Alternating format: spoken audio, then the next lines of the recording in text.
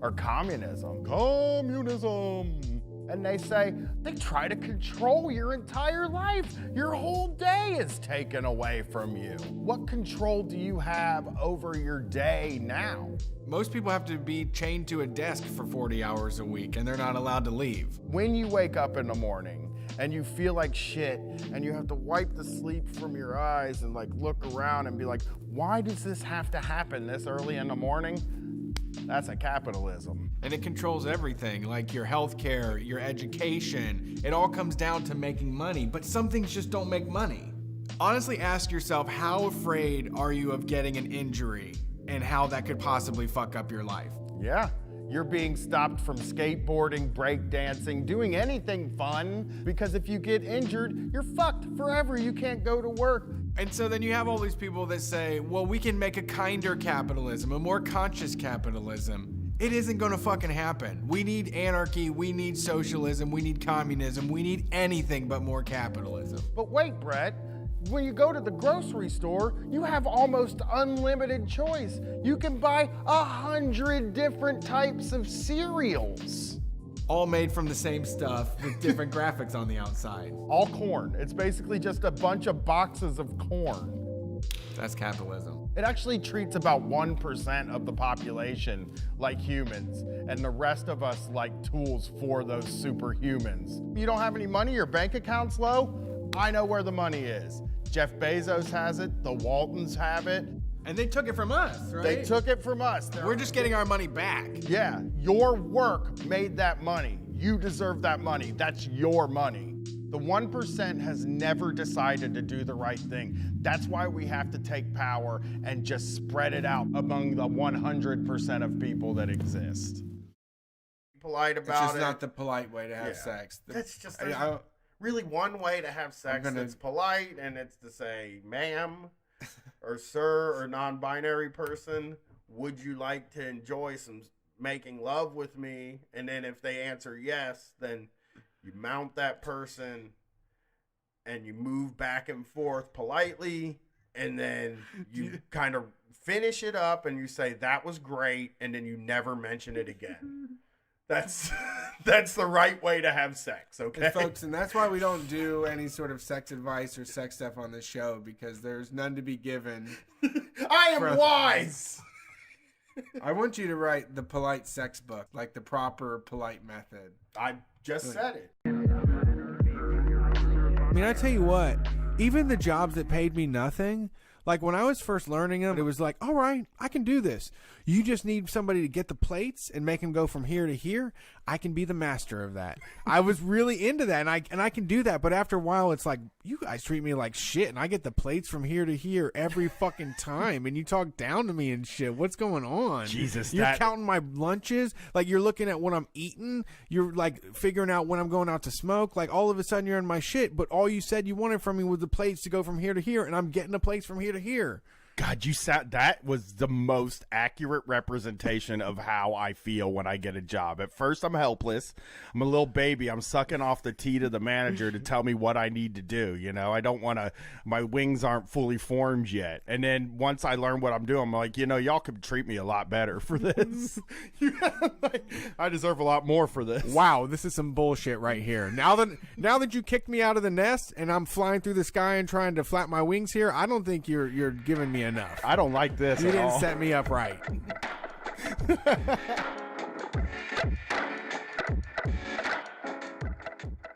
Oh my God, have you heard the news? Kids are dying of Kratom. That's not true. They're injecting it into their veins. I don't think that's happening. An ABC Action News exclusive. A mom says a popular herb killed her son. The most recent death happened in early June. Kratom, also known as metrogenine, was one of 4 drugs blamed for his death. This was like the devil's drug. It really is just a green powder that makes people feel better. Yeah, it's a leaf. It grows from the ground, you smash it up, you make a tea out of it, you throw it down the back of your throat, you eat some capsules, and you feel better, your mind's clear. And most people that use Kratom don't have access to healthcare or prescriptions or any of that regular medicine stuff. They get it from local stores or online. Let's do an example here. You're a young person. You don't understand how all this works. So let me explain this to you. When you get hurt in your older age, let's say you're 34, you work on a roof, you fall off and you crush your fucking heel, right? It's all shattered. The doctor 10, 15 years ago was like, that's fucked up, that really hurts. You're gonna need some opioids to kill that pain. And then the DEA says, no, you can't have those anymore. These doctors have to tighten up their prescriptions. And now you don't have any, you can't afford them. What do? You can take Kratom. It has the same effects, it's less addictive, and it's more gross. So that even brings down the use. You're not gonna use it as much. Kratom kills the pain in your body. It also cures social anxiety. The government's solution to stuff like this is always prohibition, which means putting more people in jail. How big is your appetite for the war on drugs? I'm sure it's small. It's shrinking every single day. Don't let them continue it. Don't let them outlaw more stuff. Good point. Thank you. Can you imagine being that sensitive? Like you. Well, that's like what that they're is the PC as hell. ultimate. Hey, you know what? This is the freest goddamn country, and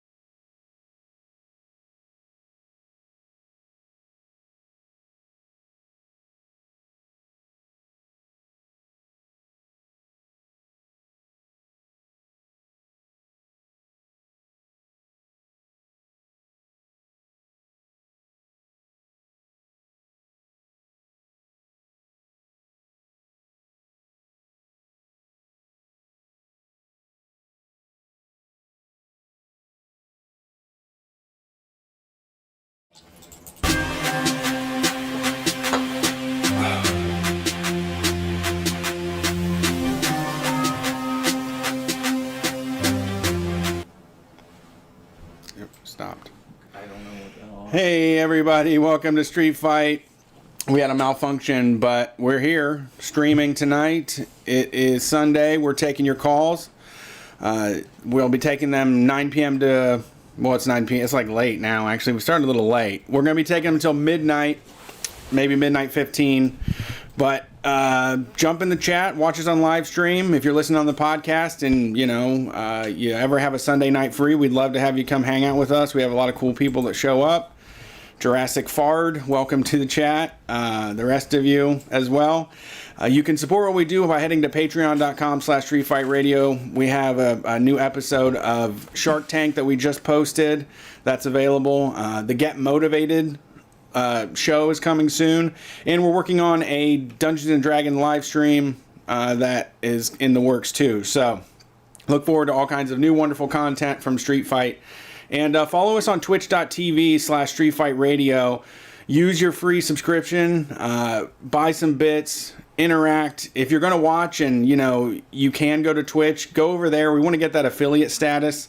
And I'm going to be streaming some Yakuza like a dragon at some point. I just unlocked the part. I just made it through the beginning part of the game. I think now I can finally play and stream without it being like watching a book. But for those of you that don't know who we are, my name is Brett Payne. My co-host is Brian Quimby. We're Street Fight Radio, the #1 anarcho-comedy radio show on any station across the nation. And guys, gals, and non-binary pals, it's been a great 10 years so far, and we're going to continue to spread this mess across the U.S. How are you doing, Brian? Okay, I'm doing fine. It's my big weekend, so I'm feel okay. Brian Day was yesterday, right? It was. We had a nice little day with the family, just relaxing, doing Brian stuff. So that was fun. What's that? Cutting yourself with knives? We watched the movies. We played games. We ate pizza. It was a good night. It was good fun. What's your birthday pizza? We got Natalie's coal-fired pizza last night. All right. That's right around the corner from me. It's right around the corner from me, too. Oh, they have one over there now? Yeah. Yeah, it was really good. It was a good dinner. It was a good day. Yeah, that was fun. That was one of the things I was excited about. Was going to be being able to walk to it, and not till 2023 or something. Maybe, I don't know. We'll see. Yeah, that's what it's looking like. I have my confidence brain going, but my pessimism brain has taken over after spending a few days reading about vaccine rollouts and stuff. I was like, yeah, this ain't happening. So I won't be going out to eat this year. I just was thinking about how, like, in 2 or 3 months, it'll be the second WrestleMania in quarantine. Because they announced that it was going to be 2 days, and I just realized, like, oh, yeah, that's two. That's 2 of them. Yeah. You know? Yep.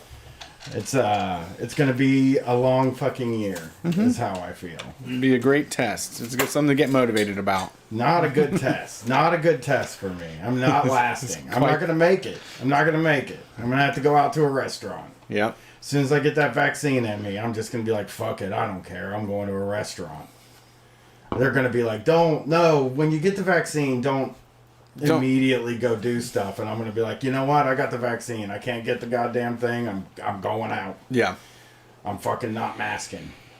Well, I'll wear a mask. Yeah, you got to wear a mask too. You still got to wear a mask. Maybe 2022, you won't have to wear a mask anymore. But I fear we're all going to be so used to the mask by then that we're just going to wear them forever, which is fine. Whatever. Yeah. I don't care. Yeah. It is now like just such a part of my life to make sure I have one in my pocket when I leave the house. I left yesterday without one. And then was like, I got to go grab something. And I was like, nope, not grabbing nothing. No grabbing. Yeah. No grab and go. So... But it's Brian weekend. It's my weekend. Sounds great. It's great. Last year for my birthday, I was able to do stuff, have a party, go out, do fun things. It was great. Wait, was that when you were sick? Was that last year or 2 years ago? That was 2 years okay. ago. Last year, I don't remember what we did because it's been 10 years since last year. Sure. So, but I think we had a bunch of people over to my house and we had like a nice little party and everybody was in the house breathing each other's breath and just having a great time with each other. Yeah. It was a Brian Day. Yep. Which everybody loves. Everybody loves Brian Day. My family loved watching The Raid 2. Oh, yeah? And they didn't mind it. They are not as good at keeping up with what's going on when there's subtitles. Oh, it was kind of one of those. But I, as a kind gentleman and a good heart, watched a movie I knew they would both like too. So, Promising Young Woman, which is a very good movie. It's a girls rock movie, not a dudes do not rock in that movie. Yeah, they're bad. We need more girls rock. Yeah. So we watched that, and that was fun. And then we watched a bunch of Bar Rescue because. That's also a show my family likes to sit down together and watch. Sounds good. So I have been obsessed with that Warrior show. It's fully got its claws in me. That's good. I watched our main character get his ass beat and his nose broken. Yeah, such a good shot. It's amazing. It's some really good fighting. The way that they are able to, whatever computer shit they're doing, I don't know how they get it, but like the way that his nose, you saw it just smash across his face. It's like, oh, I hate that. Yeah. Ugh. No one wants to see that. Yeah, I really like that show. You're like, oh, that's broken. I've been holding off on watching the last 2 episodes. Like, I'm doing other stuff because I only have 2 left. And I keep searching to see if they've picked it up for a 3rd season. And it's like, well, the longer way we get from the second one, the more in doubt that is. And I'm like, oh, I'll hold on. I've gotten into a bunch of stuff after it's aired. And when they end and you're just like, oh, well, that's it. That's over. It's like a book, though. Do you get sad when books are over? Yes. Oh, really? Every time. That's not good. Everything everything eventually ends. Yeah, I know. That sucks. That's what sucks about stuff. I mean, that it ends. It's undeniable, though. You can't really. You got to kind of find a better way to deal with that. It is undeniable that everything ends, and all of that stuff is it's just death, really. It's just dealing with death. Brian Day is no fun. Brian Day has not been fun today. This one has not. I have not been in a good... I was in a good mental space when I woke up. And then I had this thing before I had to leave where I laid down wrong. And my chest started to hurt. And I was like, oh, this is it. This is the heart attack that kills me. And now I'm like trying to dig out of that anxiety of the heart attack that kills me. Mm-hmm. And it was gas, of course. Yeah. Because I ate some Rolaids and then it went away. Yep. But then you get to the point where you're like, well, what if I'm still dying? You know? I don't know that one. What if you get a little break in the pain before you die? They always say that like you feel better for a little bit right before you die. And maybe this is my little spot where I power up for a little bit and then I'll go home and die. I thought it was like a pump fake or something. Yeah. That's what I'm going through today. Just really living that scared life. You know? Sounds like it. Really going for it. Heavy on the scarededness. Yeah. But I got some buddies that are probably going to call in tonight. I mean, I think we're going to have some friends call in tonight. And we'll have a little bit of fun with them. And it'll bring me back to my good space. Right? Okay. I think so. I think my brain will move good. I'm going to send a message to my first person that I was going to have call and see if they are still able to call. Because if they're not, then I'm not going to be mad. But, I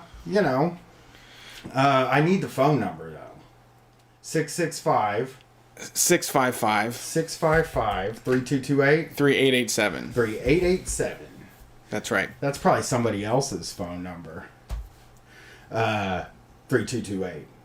You know? Yeah, I'm sure. But I got a shrink appointment coming up, and that's gonna probably bear no fruit. I told my therapist that I think medication's a dead end. So then he had to send a message to my psychiatrist saying like, "Hey, we're gonna lose this one here." I think he said I'll send her an email and talk to her. I think I have just gone down this path for so long that I was like, it's a dead end. Nothing's happening for me. I won't get nothing that works. Yeah. You know? Yeah. And so that's just me freaking out again. I'm back to freaking out all the time. Yeah, I mean, it just happened today. Like I haven't been freaking out for a week, and then today, right before I have to come and record this glorious Brian Day show, I have to come back. I can't type and talk at the same time, and that's bad for a podcaster, I think, you know? Yeah, I always feel bad when you hear the click of the keys, though. Like, when you hear they're like... I don't mind that. I mean, it means they're working extra hard. True. It means, like, when I hear people typing while I'm listening to a podcast, I'm like, oh my God, like, they're fucking in a war room. You know? I picture them sitting in a room with a bunch of TVs, just like, yeah, and then, like, I'm talking. You know what I mean? And it's like, oh, I really admire being able to talk and type at the same time, because I can't do that. I can't pay attention to what I'm typing if I'm talking. Yeah, I usually have to have 2 to 3 things going at the same time. Like I think I'm the most comfortable when I have music playing and a podcast music playing out loud, a podcast in my ear, and then I'm on the computer doing emails. Oh my gosh, that's comfortable. Like I just need like a bunch of TVs with static on around me all the time, or maybe playing different stuff. If I have to concentrate on 5 different things to get one thing done, I can't just do one thing at a time. Oh, I can, but I can't focus on this without I can't do anything without listening to somebody talking or music. You know, if I get up to go to the kitchen for 4 minutes, I put a podcast on for that 4 minutes. Right. Like, okay, I'm not bored. It's this weird thing where it's like even just doing stuff is boring because I do it while I walk. You know what I mean? I listen to podcasts while I walk, and then I do the dishes, I listen to a podcast. It's just, I don't know. I don't know what life was like before podcasts, really. Talk radio? Before that. What did I do before I listened to Opie and Anthony in its entirety and Ron and Fez in its entirety every day? What did I do in 2000? Go to high school? yeah, I don't know. Yeah. Well, I think I just enjoyed silence. There was a time in my life where I was like, ooh, a little bit of silence wouldn't be the worst thing in the world. You didn't have music blaring all the time? Not really, no. Yeah, I don't know. I've always have to have something. I just, life is super boring to me. I need music like blaring in my ear to just keep my attention at all. I've always had like a CD player like tucked into my jacket or back pocket or whatever it is. Yeah, I'm just a freak. I can't be alone for a minute with my thoughts or you see what happens. You know what I mean? Yeah, I think that's a lot of people. As soon as I get alone with my thoughts, it's like, oh, hey, you're crazy. Yeah. Yeah. Hey, there's some bad stuff. You've been avoiding... hey, finally have a second to talk to you. There's some bad stuff you weren't thinking about. When you were listening to that podcast, you weren't thinking about your bad health. Yes. And you know what? I don't even feel scared about my bad health. You know what I mean? Because You go to the doctor more than I do. I know. And you know what is funny about it is like... I don't know why, but I can't tell myself like... A person in really failing health probably wouldn't be able to walk 15 miles a day. It just... Yeah, it'd be hard to do. Would be like... But then I get sore and I'm like, you know, body soreness is part of COVID. But it's like you also walk in the freezing cold every day. That'll also make you sore. Sure. So, you know, I'm just insane. I'm just crazy. That's good. That's just all I am. You need to be the fun kind of insane though, maybe. Just see if you can spin like Crazy Larry? Mad. Just be mad. Like Mad Hatter style. Like losing your mind bonkers. Like don't really get in the hole and throw the blanket on and hide away from the world. You need to just be full blown maniacal out loud and enjoy yourself. Yeah, I wish I was like a Crazy Larry type. Who's Crazy Larry? Like a mattress sale. Oh, yes. That kind of crazy. Yeah. Where it's like I'm just selling my stuff for stuff for so cheap. It's crazy. Yeah. Well, this guy, he made his bonus episodes $1. He's crazy. Yes. You know? Yeah. Yeah. So that's what I want to be. Mm-hmm. I'm going to do that. I'm going to become him again. I think so. I was him at the beginning. This guy doesn't want to monetize his podcast. He's crazy. Yep. Yeah. I was talking to my wife about it, how it was like 10 years ago, I pretty much thought that like I was awesome and everybody else sucked, and that I was doing everything right and I was the coolest person in the world. And now I doubt all of that stuff constantly. Like, and now getting into the middle age, you just have so much information and life just becomes, like you said, this very boring set of chores and shit that you got to do every single day. In COVID, you're just living the same day over and over and over again. It just feels like a Groundhog's Day situation. And now I just wish I was like, I wish I could just be stupider and more ignorant like I was when I was 26. I wish I had the confidence and ignorance of a 26-year-old. But I don't know. I'm doing all right. I mean, I'm going through changes. I feel like I've plateaued too. I think that's a little bit of my feelings is that like this is it. Like this is kind of what you do. There isn't. I mean, I do believe that I could change and do whatever I wanted if I applied myself, but there's no reason to make it any harder than it should be.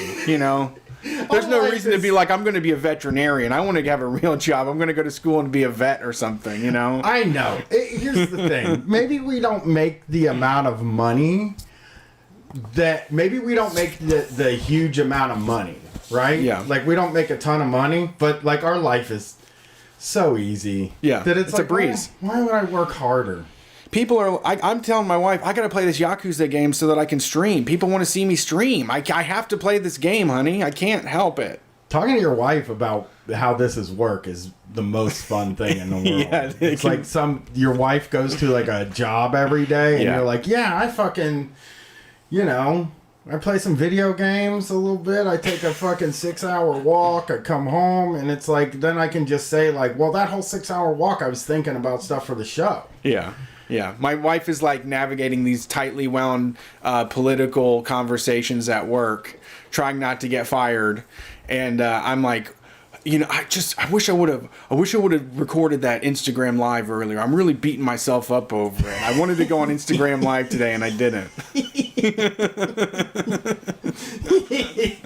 That is my life. That is exactly my life. Is like, I gotta record a podcast at 2:00 in the morning, or at midnight. And my wife's like, "How long is it gonna be?" I'm like, 2 hours. She's like, "I worked 8 today," and I'm like, "Yeah, I know, but 2 hours podcasting is 8 hours work." Yeah, it drains you. It's it's like using magic or advanced skills. It drains at a higher rate. It does. It does. Also dealing with some of the fan bases sometimes too. Sometimes, yeah. There's some outrageous situations. We do get into situations. We do. That has been one thing. We got somebody calling in. Are they on there yet? Oh, I don't know. Oh, for Pete's sake.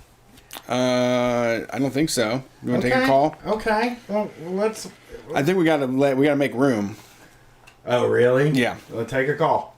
Thanks for calling Street Fight. Who are we talking to tonight? Hello? Hey, you guys caught me off guard. I didn't think I would be the first person on. Well, you are. Hey, what's up, Labor Lifts? How you doing tonight? I'm doing all right. How about you guys? Okay. It's my birthday, so I'm doing good. Yeah, happy Brian Day. Oh, thank you. I appreciate it. How's it going? It's going all right. I just had the first story call today for Antifa Super Soldier Revengeance with Big Tim and Tyler, my writer friend. Oh, great. And you're writing a Antifa Super Soldier comic or a movie? We're trying to do a script, see if we can shoot it with some friends. Between the three of us, we know a few lighting people, editors, stuff like that. That's fun. That's great. Sounds like a good project. Hell yeah. I mean, is it an action movie? I might watch it then. We're going for a sort of action grindhouse sort of thing. Okay. Well, that sounds good. That sounds like a good combination. What's going on tonight? Labor Lifts? Not too much. I've just been having a few drinks and trying to fix an old hard drive so I don't lose literally every picture I ever have of my life.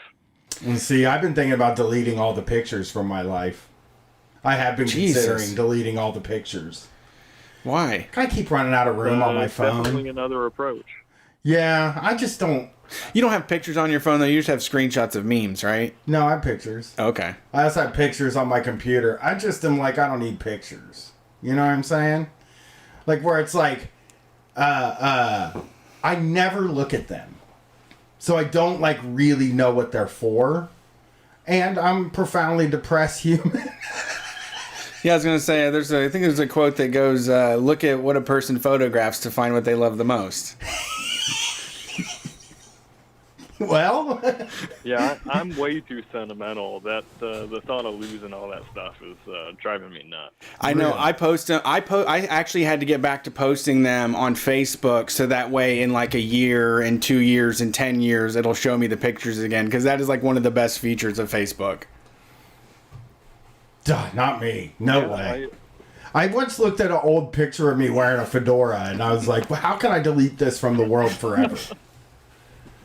Fedora and Coheed and Cambria shirt with my middle finger up. I'm doing the middle finger, and I was just like, how can I delete myself forever? Just nothing from the past. Please, nothing show up, you know? But, I was trying to clean out a hard drive so I could get some extra space on my PlayStation, and somehow just erased the whole thing. Sweet. Well, I hope you have a good luck with that, Labor Lifts. We have a full queue tonight, so we're going to go to the next call. Yeah, you guys have a good one. I'll Peace. bug you again when we need an in with the Means TV people for our Antiva Super Soldier movie. Hey, Labor Lifts, bug me anytime. You know, I don't mind it. Thanks for calling in. Yeah, you guys have a good one. You Take it too. Peace. You too.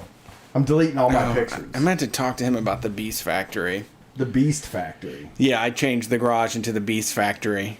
Oh. That's why I work out now, because the house is so short, I can't jump up and down or anything. So I have to work out in the garage. And we had a bunch of hay bales left over from the Halloween party.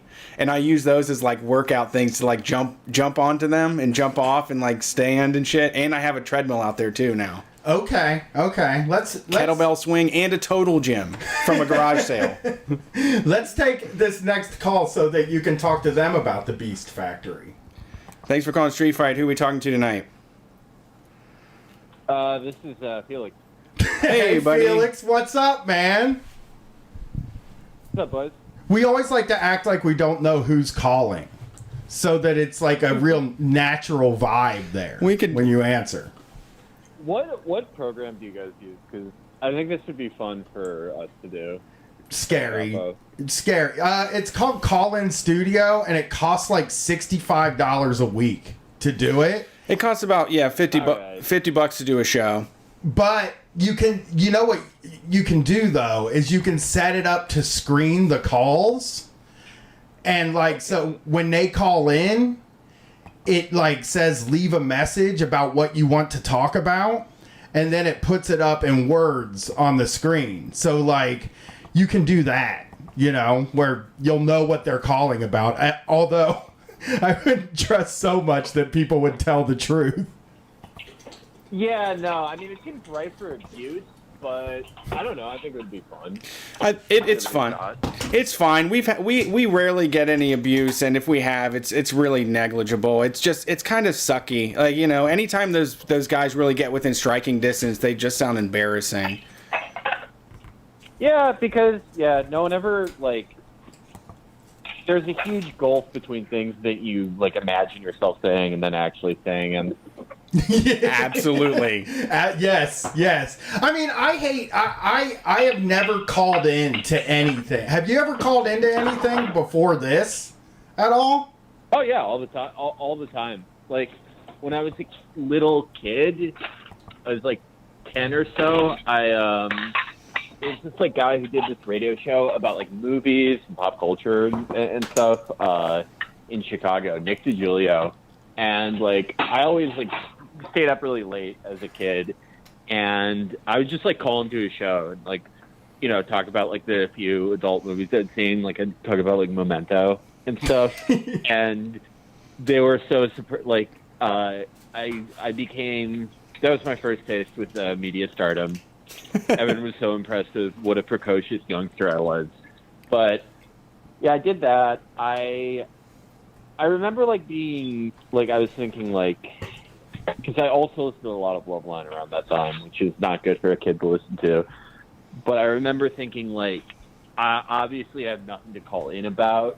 Like, I don't know what I would ask them. But here's all the things I would do that would like keep Adam from yelling at me. Like Adam would like me if I called in because I've paid attention to all the things that he gets mad at callers for. Have like a little list. So Brett was just talking before you called in. He has a beast factory now. He is trying to get swole, and he's working out. And I think he had some questions about that. I didn't have any questions. No questions. You're just trying to brag. I was bragging. Oh well, Brett's working out now. You got injured though recently, right? Yeah, I was. So when I do handstand push-ups, I don't know. I guess like the front of my feet are dirty. It like marks up my wall, so it's swiffering my wall. Yeah, my wife. My wife made me stop that too for that reason. I just like I got too much criticism for it when people would be here. It was like, well, you're not using that wall, but I was, I like try to keep things tidy once a week. And I guess I just like repeatedly making the same like motion bending over. I just like tweaked my back. That was like 2 weeks ago. And I had to go to urgent care to get a shot and like muscle relaxers. So it was really bad for like 5 or 6 days. And now it's like, I've just been like afraid to lift. I'm going to a back doctor tomorrow to see if I like really fucked anything up, because it's like, you got to pay the piper at some point, but we'll see. Yeah. Drew Toothpaste did that too. He said he was like, he slipped a disc in his back and then it was like, well, you can't ever deadlift again now. That's my fear. I mean, like, that's one of the reasons guys go on TRT. It like makes you recover from injuries that you shouldn't be able to. I've been, so like every other day I just do 30 minutes on the mini trampoline, which has been like, I mean, I'm actually thinner now, but it's just like, I want to lift. So yeah, we'll see. I mean, if I couldn't deadlift again, kind of not whatever. I like deadlifting, but Olympic lifts are what I really like to do. But so if I can't do that again, that would suck. Yeah, here at the Beast Factory, we also have an auxiliary trampoline 15-footer in the backyard. Ooh, 15? Yeah, it's my daughter's, but I do go out there and I will like go as hard as I can for like a half hour and call it cardio, because it's way more fun than just like running in place. No, actually, it burns more calories than running for 30 minutes. I mean, I would imagine I'm sorry, I would imagine it burns more calories than pretty much any exercise you can do. Because every time I get on that trampoline, I feel like I'm dying. That's the thing, though, is like, it's not like other cardio. Like when you're running for 30 minutes, you're aware the entire time of how much it sucks. But when I'm on the trampoline, I have my headphones on. I'm like, doing whatever. And the best thing is to alternate. Like you can like 2-foot jump and then go into like running in place and then like sort of like scissor kick a little bit. And it's really great. I really love it. It's really good for your abs. It's like been keeping me from getting fat during these 2 weeks. Yeah, I mean, I haven't got to talk to you as much this year, but how is the COVID going how is everything going? Did you end up getting it? Are you being very careful? I probably got it at some point. I mean, like, I'm like careful for the sake of other people. Like in my building, if I'm going like anywhere, I'll put on a mask if I'm like, have to go somewhere or whatever. But I don't know. I feel like I probably got it because I was traveling all over the place, like January to March of last year. And I don't know. I feel like if I got all the bad effects, I would have known it by now.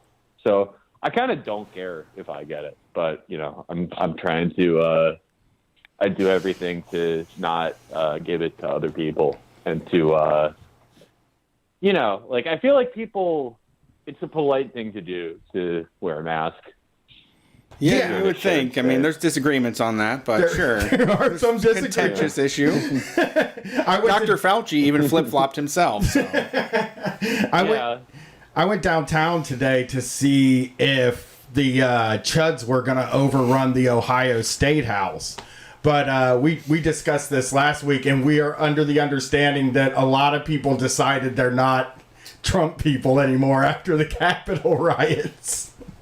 Yeah, you know what? It reminded me of Charlottesville, where it's like, with both things, it's like, how much different is this from anything else? But just everyone has a breaking point, and I guess this was just like, I mean, they didn't kill anyone except for like themselves, really. But it was just like the idea of it was so unnerving to people that like now they're breaking with them. And to me, it's like, you know, how much like worse is this than like the completely legal way that Republicans always steal elections? Yeah, I mean, not to say that it's like a who gives a shit thing, but it is funny that like everyone's like, okay, now I'm done with them. And you know, in like 3 months, everyone's going to be like, yeah, no, I'm supporting Marco Rubio for president. Yeah, I mean, everyone always goes back. It's like everyone's always like, I'm done with the Republican Party. I'm done. And every election is like 50-50. So, yeah, I think that Charlottesville, they kind of got away with it, though. And this time with the type of charges in the court and the no-fly list and stuff, I think they realized, like, they're not bad kids. Like, I think that today you had the true fuck it, like, if you want my bullets, I'll shoot them at you first type guys, right, like down there that want to steal the Capitol. The regular flag waving people, I think, kind of did get snapped out of it. But you're right. I also don't think that they're not going to find a home. They're not going to start listening to leftists. They're not going to start listening to Democrats.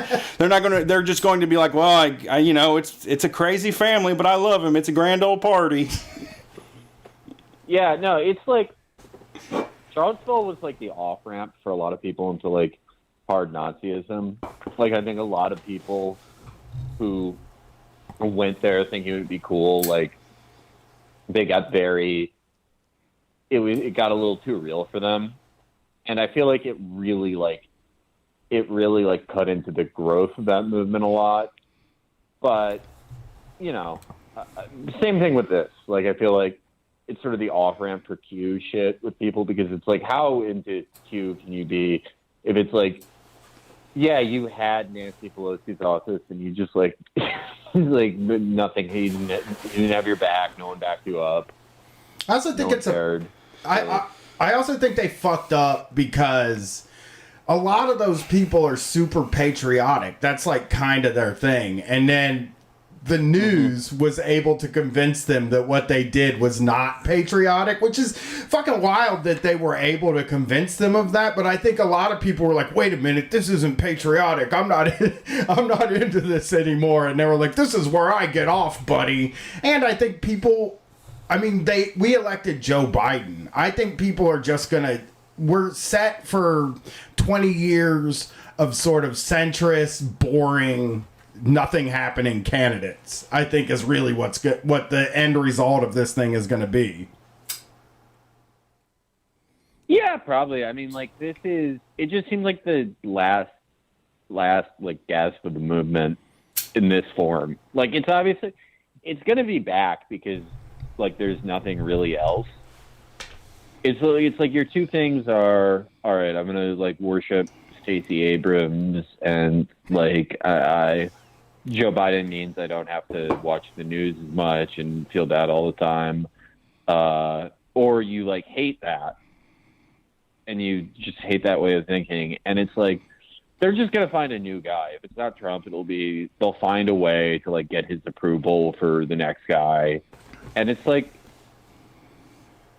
think how bad people's lives got. It's like everyone, like, this wasn't a blowout election at all. No, it wasn't enough. Without Corona, I mean, he would. I know people like to say it was a landslide, but it's like, no, that's not at all what it was. I mean, Joe Biden definitely won comfortably, but think about how bad people's lives have gotten in the last year, and then think about how many people like went out of their way to vote for Trump and vote for Republicans. Right. Yeah, absolutely. Absolutely. Well, Felix, I wanted to thank you for calling in because I miss talking to you. And it's good to hear from you. Yeah, no, I will be more available to the world after spring or in spring. Hey, I'm nothing but available right now. So when the spring comes, get a hold of me. We'll do some stuff. And it's good to hear from you. Thank you for calling. I want to go behind this. I want to go behind the scenes a little bit here. I asked Felix to call for my birthday, which is like saying your birthday is on Follow Friday. Really, is kind of exactly the same thing. Yeah, you could have played a little cooler. I think everybody already knew that. What? That you were like telegraphing it the whole time. No, I've asked a bunch of people to call. Sure. But I think everybody knew what was going on, I guess. When you said, "Hey, he's on the line and got labor lifts off." That's not what I'm saying. I'm saying that, like, you said I'm messaging a person to call me. Right. Well, I wanted people to know that I did that. Sure. And it's pathetic. I was surprised. Just letting people know that I'm pathetic. Well, let us think that. You don't have to fill it in. We're not. You're talking to us like we're fucking morons. We know you're pathetic. We heard you saying you were messaging somebody to call. I know. Well, we'll probably hear from some more of my buddies. Sure. As we go. That's fine. Let's answer the phone. All right. Thanks for calling Street Fight. Who are we talking to tonight? Hey, can you hear me okay? Yeah, we can hear you great. What's up? Who's this? Hey, this is John from South Jersey Mutual Aid Network. What's up? John? Hey, how's it going? I wanted to call in because I'm actually a Patreon subscriber, and I got your email last week that you're naming us, or rather, Nate Bear is naming us as the benefactor for your T-shirt this month. Yeah, we're doing the Anvil Mania T-shirt this month. Nate Bear came up with the art. There's a code for Patreon people, but it's all going to South Jersey Mutual Aid.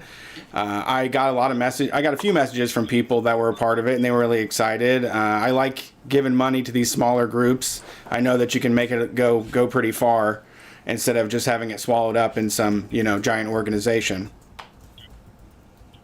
Yeah, we're super grateful for it, and we see other bigger charities or nonprofits use vast millions of funds, and most of it goes upward, but 100% of what we earn goes straight back into our community. That's awesome. What are some of the projects you've worked on? So most of what we do is food delivery. We do shopping, delivery itself, mostly through other members of the network. We handle all South Jersey, so that's like a third of the state. And there's about 2 million people in the community. We have about 1,200 members. And since March, we've done 900 food deliveries. Other than that, we use our own houses of storage. We do outreach calls, and we just started partnering with some other organizations. The New Jersey Harm Reduction Coalition partnered with us and helped us get some naloxone syringes out to people. So we're putting those in the boxes because that's super important to us. And we also partnered with Books Behind Bars to get some books to some prisoners in South Jersey. That's awesome. That's all amazing stuff. Those are all things we're into. Yeah, very cool. Yeah, that's true. So how did you get started in this? Like, how did you get involved? So I guess the lead coordination group was founded by a group of people from other progressive and socialist organizations down here. I'm with DSA. There's some progressive Democrats, who are actually socialists but can't actually say they're socialists. There's some unions, mostly from teacher unions, members who are getting involved. And once the pandemic really hit in earnest in late March, we all decided to get together and do something because the government's not going to do anything to help these people, to help us. We can only help ourselves. So, yeah, they're like God in that way. Yeah, right. So the community's really come together. We've gotten so much support. People this month are donating their entire stimulus checks to the network. And it's just amazing to see so much outreach and so much support to this, a group of couple dozen people driving some food out to people's houses. It's just amazing. I'm blown away by it. You're filling in gaps too. Like people that are. Exactly. I mean, how else do they get it? I mean, bureaucracy. Bureaucracy makes me shut down. That's one thing I cannot deal with government forms. I cannot deal with any sort of official documents.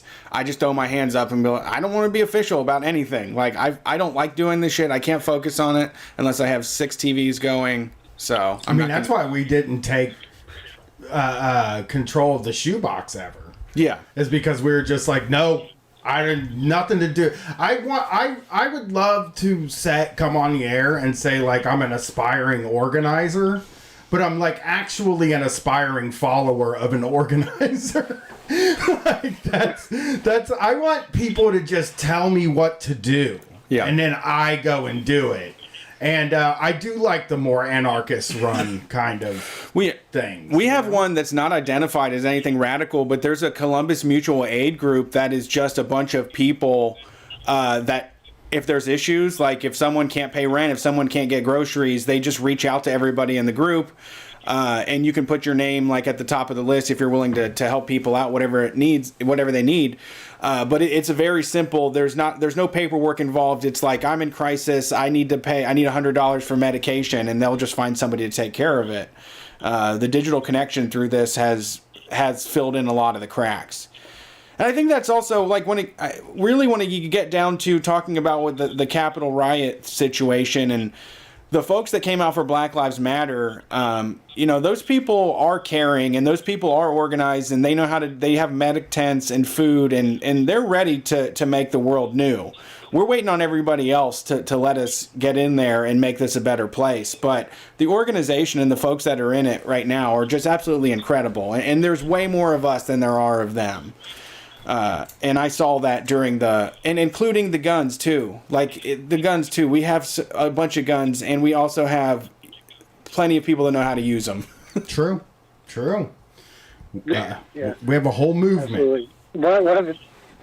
One of the things I really like about our group is that we pay attention and like ask people what they want, and then help them get what they need without any judgment. Like, my county does a food distribution like once a week or once every month or something like that, and it's like a bag of rice and a couple cans of beans. Like, we have people ask us for like swing sets or sometimes, and we're not always able to deliver the bigger stuff. But like, people ask for diapers. We got a lot of people asking for diapers and pet food. Uh-huh. We started being able to get those things. People started donating those things to us, and we were able to get them to the people who needed it the most.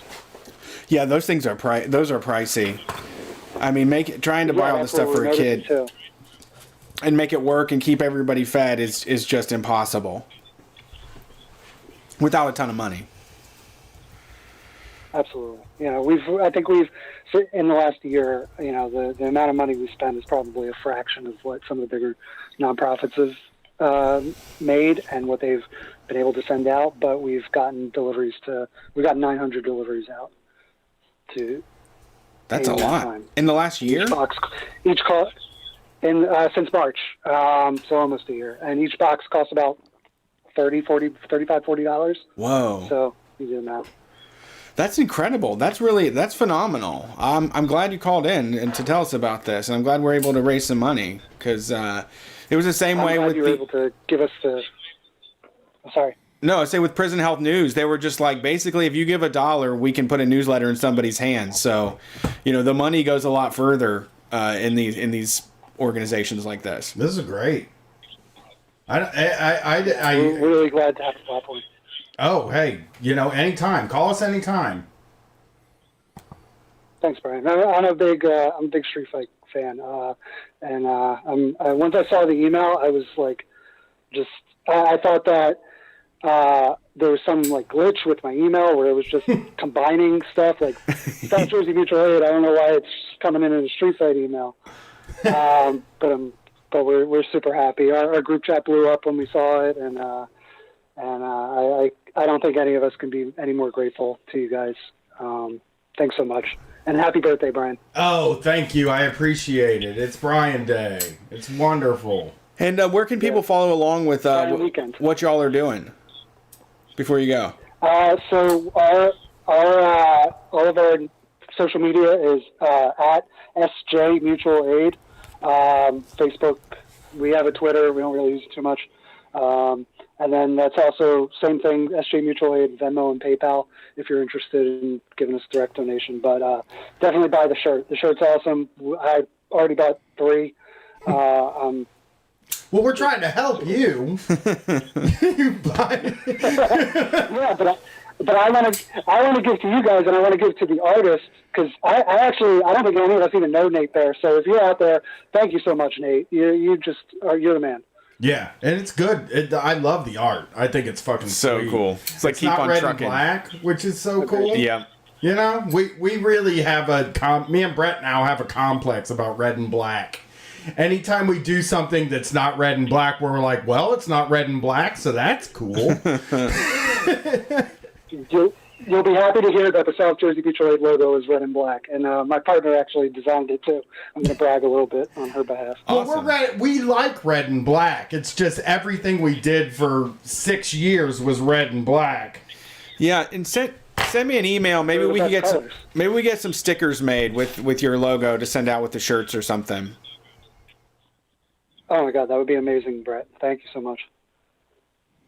Well, I appreciate all you do. It's awesome, and we'll talk to you later. All right, thanks, guys. Have a good night. Peace. You too. If you want to buy the shirt, it's available at store.streetfightradio.com. We have a kids version, we have a t-shirt version, and the one that I'm really into, we have a long sleeve hooded t-shirt. So good for layering. Really good in a pinch. If you get too stoned, you can just pull the drawstrings real tight around your face, and it's funny. You know? I love a hooded t-shirt. Yeah, and I don't have any hooded t-shirts anymore. I love them. You throw a flannel on top of that. Guess what? You're bulked up for the winter. You're ready to go. True. You can keep the heat on 66.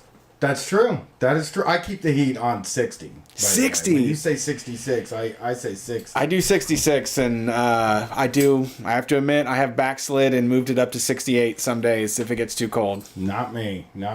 Brian, I want to apologize for calling you pathetic, but you were picking on my friend Brian, so I had to tell you to stop.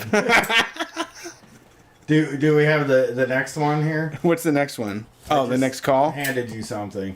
Oh, yes we do. Thanks for calling Street Fight. Who are we talking to tonight? Oh, hi. Can you hear me? I can hear you. Hey, what's happening? Sorry, I'm calling from beside my fan. Is that okay? I'm just calling right beside my tabletop fan. Yeah, it adds like a Darth Vader effect to your voice. It's pretty sick. Okay, cool. Yeah, I just thought to myself, what could be the worst sounding place to call from? I didn't want to go outside, so I'm calling from beside the fan. How are you? Happy birthday to Brian. It is. It's Happy Brian Day to Brian. I call it Brian Day, though. It's not a birthday. It's Brian Day. Happy Brian Day. Brian Day, or Brian, I called you Brian Day. Brian, I have a special treat for you, actually, for Brian Day. Okay. I got $100,000 for you. Oh, jeez. Wow. Holy moly, that's so generous, Chris. Thank you so much, Chris. Oh my God, I got this piece of shit truck. I can finally get it worked on. How you guys doing? How's the show been going so far? Good. We're taking calls. We're having a good night tonight. It's fun.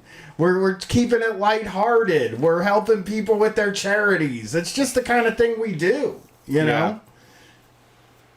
That's so nice. That's so nice of you to be doing charitable work on your birthday. I mean, but we are celebrating you as well, hopefully. I know you mentioned when does the actual Brian Day happen? That's where you get to do whatever you want, right? You get to watch all your movies and eat all your terrible food you want to eat. Caramellos. That actually happens.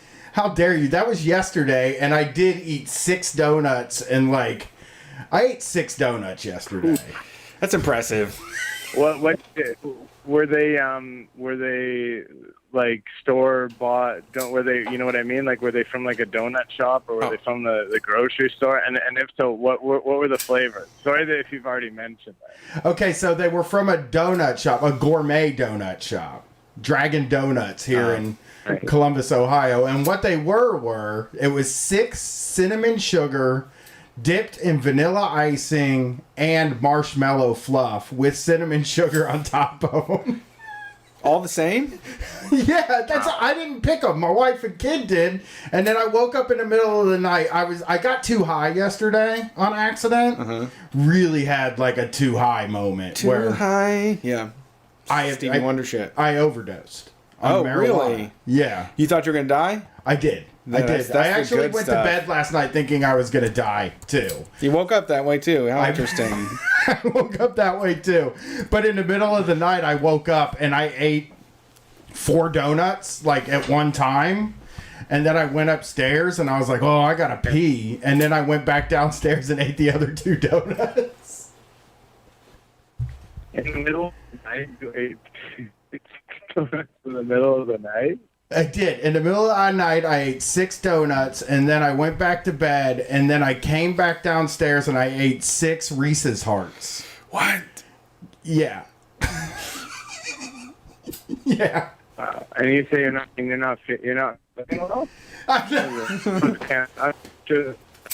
like, yeah, like, of course. That's why there's all sorts of, it could be a buzz you caught somewhere or something. I just watched this is just a little film update for anyone listening. I just watched the 2010 film Buried, which features Ryan Reynolds. He's in a box. You don't get to see anybody else. You hope you're going to see some other people at some point, but you never do. Spoiler alert. And he just ends up dying down there, and nothing really happens the whole time. So yeah, give it a watch. I'd give it 3 out of 5. 3 out of 5? That sounds like my nightmare movie. 5.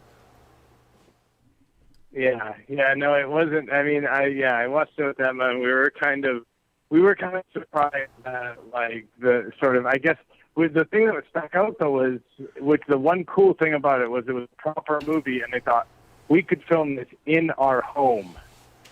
This exact movie could be filmed. We can film it in our home, no problem. Yeah. You know, and there's not too many films like that. Like pornos. You can make pornos.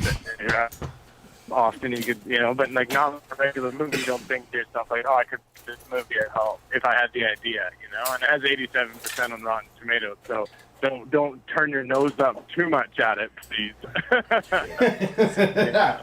I'm turning my nose up at it. I think I cannot watch that movie. What did you have a movie that you watched for Brian Day? We watched The Raid 2, Promising Young Woman, and what was the Bar Rescue were the 3 things we watched for Brian Day. Wow. Those are, I mean, 2 really good movies.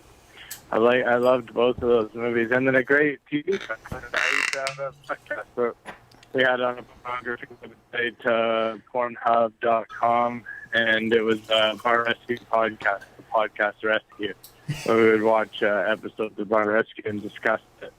But we shut down because we had illegal models on stream. We had guests on, hadn't given credentials to the people in Poland who are running Pornhub, and so they shut it down. It was unfortunate because it was a lot of fun to do. Sounds like it. I do remember that. If you like that Ryan Reynolds smart aleck, you should check out the movie Deadpool. It's a hoot. Oh man, and they did it as well. That you can check it out. It's got T.J. Miller, and then he's got some. If you read up, I guess he's got some sort of accusations and stuff, but he still seems to get a lot of movies, so I'm not really sure what to make of that, really. But yeah, he's in those Deadpool movies as well. Just a couple of smart alecks. I mean, this is what I Ryan Reynolds is the reason in the movie you're in trouble. This guy's wacky and stuff. He's a wild guy himself, you know. He's usually cracking wine, so if he's the one to sort of say, hey, come on now. I mean, it's trouble for the movie. And I have heard that the movie's quite sarcastic, you know, in its tone. It is. It's a caustic. It's something else. Brett has a Deadpool chia pet, so they even sell those. Brett, what's your favorite movie, Brett, ever? Oh God, that's such a hard question to answer. Yeah, it is hard. Sorry. Name two or three. Just three I don't movies know if I that can you like. think of any. Because Brett, here's a little thing. Brett doesn't like regular people movies. Like he doesn't like Quentin Tarantino. He doesn't like any of that stuff. He hates it all. He hates all the Martin Scorsese stuff. Hates it all. So he has I'll bet you what he's gonna name is some kind of a fucking anime or something like that. I don't. Totoro? Okay. Yeah. I don't have an answer. Oh my God. You want to know my favorite movies, Chris? Yeah, I would love to. I'd love to. The Raid 2, Promising Young Woman, and Bar Rescue. So this guy is just in the moment. I love that. I love that way of thinking. Just in the moment. This is what I've seen. And I love it. I mean, anyone who knows me knows I am extremely positive. I like every movie. I think every single movie is good. Every single movie that's ever been made is good. That's my real opinion. I'm not joking when I say that. Yeah, I agree. But I don't go back and rewatch stuff. I guess there are some stuff that I enjoy that are like guilty pleasures that I'll watch. But like great movies, I kind of just watch them and then go on to the next great movie. I feel behind on my movie watching. That's why I'm impressed with what you do. Yeah. I mean, it's surprisingly easy to, I illegally download the movies that I can't get on the streaming services. So I just illegally download them very simply. It takes just a couple minutes off the server. So then I just have it connected to my TV. And I just sit down on my couch. Just, every night I just watch a movie. I mean, nowadays it's I don't know what the hell else am I going to do, That's true. I would say, though, seriously, and you might laugh at this, but my favorite movie is Fast Five. That is my absolute favorite movie I've ever seen. And it really changed the way I watch movies, actually. So I will say that that's my favorite movie. I mean, that's awesome. I have been to Universal Studios, which I love, and they have the Fast and Furious. It's not really a ride. It's like a, I don't know, interactive movie going on around you. But I haven't actually seen any of the movies, and they all came available on Crave. That's in Canada, because I live in Canada. We have a thing called Crave that has HBO and Comedy Central. But they became available on there, all of the movies. And I do have to, it's just kind of daunting, but, and I know some of them are kind of bad too. I'm going to definitely watch some of those. Is there one, should I watch, does it matter? Do I have to watch them in order? No. Fast Five is the best one of all of them. It's just, it's their masterpiece. The rest of them, they're pretty good. I think they have a pretty good lore going. There's a pretty good story that connects through all of them that I think is worthwhile.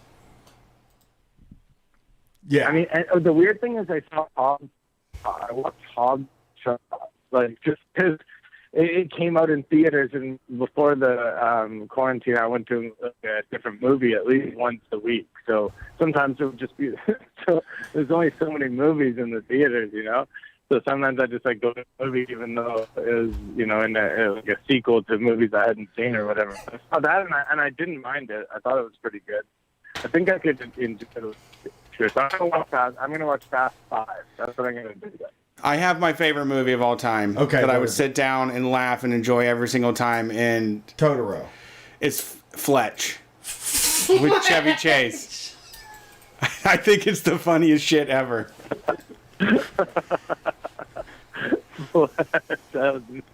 And Fletch 2 is even good as well. It's a good sequel. They get everybody back. Oh. So is Fletch 2 that kid's favorite movie? Probably. I guess I have to put it at number 2 then, yeah. He felt comfortable saying it. He felt comfortable saying it after you were so understanding with my Fast Five thing. He's like, it's Fletch. That's my favorite damn movie. I was actually sitting here like, I don't like any damn movie that much, and I'm like, all right, be a good sport and come up with something. That was my internal struggle. Yeah. Well, Chris, I mean, I'll be honest. With like my new attitude towards movies, I think I don't even know. I think I watched Fletch when I was a kid, but I think with my towards movies, I think I would. And even movies that I bad and like laughable, I enjoy watching because like I just sort of watch them a different way, you know. Which is I'm not the first person to come up with that idea, but bad movies are fun to watch, you know. It's sort of bad in a certain way, you know. Absolutely true. Well, Chris, I want to thank you for calling in. I really appreciate hearing from you. Yeah. Happy Brian, and I love, everyone's so nice. All the people in the Street Fight Radio community, they're all so nice and all so kind. And so I love being a part of anything that you guys do. So thanks so much. I'll talk to you soon. Later, Chris. Peace. Chris James called in. One and only. The one and only, the funniest dude in the world. And, let's take another call here.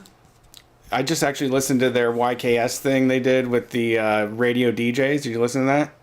Yes. Good morning. It's a Chris morning in Apple City. Yeah. Listen to Good Morning. It's on the YKS Patreon, but it's also Stitcher Premium. Yeah. Actually. Yeah. Next call?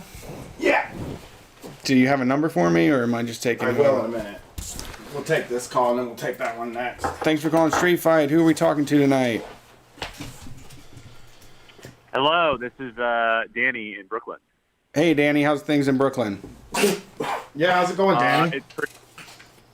It's good. I would like to wish Brian a happy B-Day, a happy Brian Day, which, coincidentally enough, comes exactly 10 days after Happy Danny Day. Ooh. And what movies are you going to watch for Danny Day? Danny Day already happened. It did already happen. But I don't know. If it didn't cost so much, I would like to watch Tenet. But how much is Tenet? Movies out. Okay, I'm gonna show my cards. I don't exactly know completely, but if it's more than like whatever Amazon Prime charges for like movies regularly, I don't want to pay for it yet. You know. I think it's $5.99, if I'm not mistaken. Oh, Yeah. You can rent it now. I want to tell you something about Tenet, though. It doesn't make any fucking sense. I'm fine with that. I mean, as long as it's kind of cool and like, I mean, when Inception came out, that you really had to, take a lot of effort to be like, okay, what are they doing? And you're like, oh, okay, I'm impressed because I don't really get it, but okay, it's visually interesting. What you got to understand here, that it looks very neat, but just make peace with you're not going to understand it, because it doesn't make any fucking sense. That's the only problem I had with it, was I went into it thinking like, everybody's saying this movie don't make any sense, but everybody else is stupid. I'm actually very smart. And then I went to watch it and I was like, nope, people aren't stupid. This movie doesn't make any fucking sense. Like, I think he had an idea. I think Christopher Nolan had like an idea for what he wanted to do, and I just don't think he did a good job explaining what that idea was, what the reason for it was. I mean, I kind of look at Christopher Nolan films like vehicles for whoever's acting in them. So, like, I look at that movie and I kind of think like, oh, you know what? Honestly, good for Robert Pattinson. It seems like he's really rehabilitated his image as like not a shiny vampire anymore. Like, he's like a well thought of actor, and from what I can tell, he seems like he's a pretty decent person, and it looks like he'll be a fairly decent Batman as well.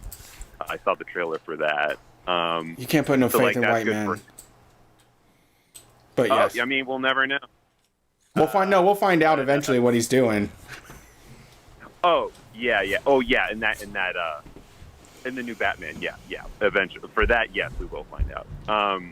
But I was gonna say, as far as like birthday stuff goes, it kind of sounded like for a little bit that you kind of had like a little like, this birthday was kind of a very mediocre / whatever situation. And I got to tell you, like as a fellow Capricorn, December to late January birthday situation, I have to agree. I would say that if you have a birthday in January of 2021, you're kind of put in this real like rock and a hard place situation where it's not only is it just winter like it normally is.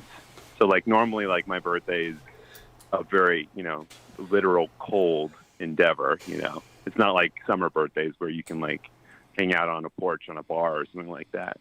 But like this year especially, it was very, I don't know, it was just kind of blasé. I literally worked doing bike messenger shit like for 8 hours and then that was it. Yeah, I think if this wasn't, if we weren't in the quarantine, I think we would have probably taken tonight off. Really, to tell you the truth, it just is because tomorrow's MLK Day, so nobody has to work, or nobody around me has to work, and we could have had like a really fun night and stuff. But it's just like, well, what's more fun than working? Really, at this point, it's the only thing we do. I do have some sort of twisted mentality where I get pride from working on my birthday, where like I'm not gonna feel bad about it. I'm just really gonna puff myself up and say how fucking amazing I am for doing this. Yeah. Well, it also wasn't my birthday, so it felt weird to take it off since my birthday's tomorrow. Yeah. But I just kind of wanted to, but then I just was like, you know what? I feel good now. I'm here. I'm doing the show. Feel better than I did when I got here before I did the show. So, I mean, it's like a good thing, So, what else is going on, Danny? Did you call to say happy birthday, or did you have something? Oh, I honestly, I was just curious about what your feelings on the whole January birthday situation. Like and I don't know, I've always been, I'm very neutral about it. Like I turned 33 this year. Mm-hmm. I don't know how much, like I don't know how sensitive you are about your age or if your age if you are or not. How old did you turn this year? 42. 42. Okay, so we're almost a decade apart. But yeah, 33 so far. It feels fine. I don't have any opposition to it. You got any lingering pains? Know, any lingering pains popped up yet? No. Okay. I mean, dude, just back shit. Yeah. Lower back shit. Yep. 6'4", so like I think that's kind of like that's coming down the pike eventually. But I actually about 6 months ago, like I live in New York, I took my bike all the way out to Rockaway Parkway, or to the Rockaways, which is just like at the very end of the New York City limits, kind of close to JFK, and I bought one of those inverting tables. Love them. From a guy on Craigslist. There's one of those in the Beast Factory. There is one of those in the Beast Factory. We have inversion tables. You got there. They are. It's funny because chiropractics and that kind of stuff kind of like falls into the sort of quasi like naturopathy realm when I think people try to fix it. But there is something about an inversion table that is quite unique when you you literally just have all your blood just going right down in your brain, and you're having gravity do the work for you. I won't get on the fucking thing. My wife gets on it. My daughter gets on it. I won't get on it. I'm too weirded out by the whole thing. First of all, it feels like some rich guy thing to do. Like weirdly, like if we were making a movie, Batman had one, I think. Of course, yeah. If we were making a movie and we wanted to show Brett was a fucking weirdo, you'd walk into the room and it would be a fucking inversion table. Dude, I yanked my back at the warehouse when I was in my 20s, and ever since then I have had a back regimen, and you meet other people that have bad backs, and then you just share notes on everything. So I have I have like a bunch of tools and creams and everything ready to go whenever my back goes the wrong way. And to keep it's a toss-up. Feeling good. Oh yeah, I mean, I think something that I kind of am. My prediction over the next 5 years, and this is for everybody, as far as back stuff goes, is in about 5 years we're all going to experience the like post Casper mattress kind of situation. Because like when I first moved to New York, I worked at a tech job and I made like $50,000 a year, which is I'm like a dude. So like it was like a king's ransom for me. So like I was like, oh, I'll buy a Casper and that'll be great, you know. And so far, it's been all right. It's been an okay mattress, but like you know all that tech, those like tech startup, you know, VC money infused things, like you know their technology is reasonably sound, but we'll really see what happens in like 10 years once those mattresses start piling up. On the sidewalk. Yeah, we don't have enough time to do this, but I definitely went on a tirade a month or two ago about I hate those fucking memory foam, plastic ass, gasoline mattresses that they just pop out like it's phloem.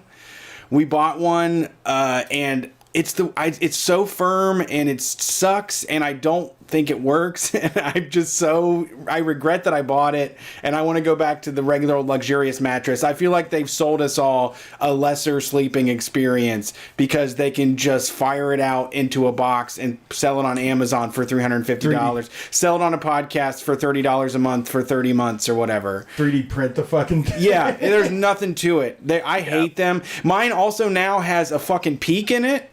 So as soon as my wife gets out of bed, I climb the mountain and kind of steady my weight so that way I can finally sleep a little easier because I don't feel like I'm rolling down the side of a fucking mountain when I go to bed. And I bought a real one, like, and I went for the good one, yes. Like where they were like, this one will last forever. Metal, wood, real shit. It's got a pillow top on both sides so you can flip it.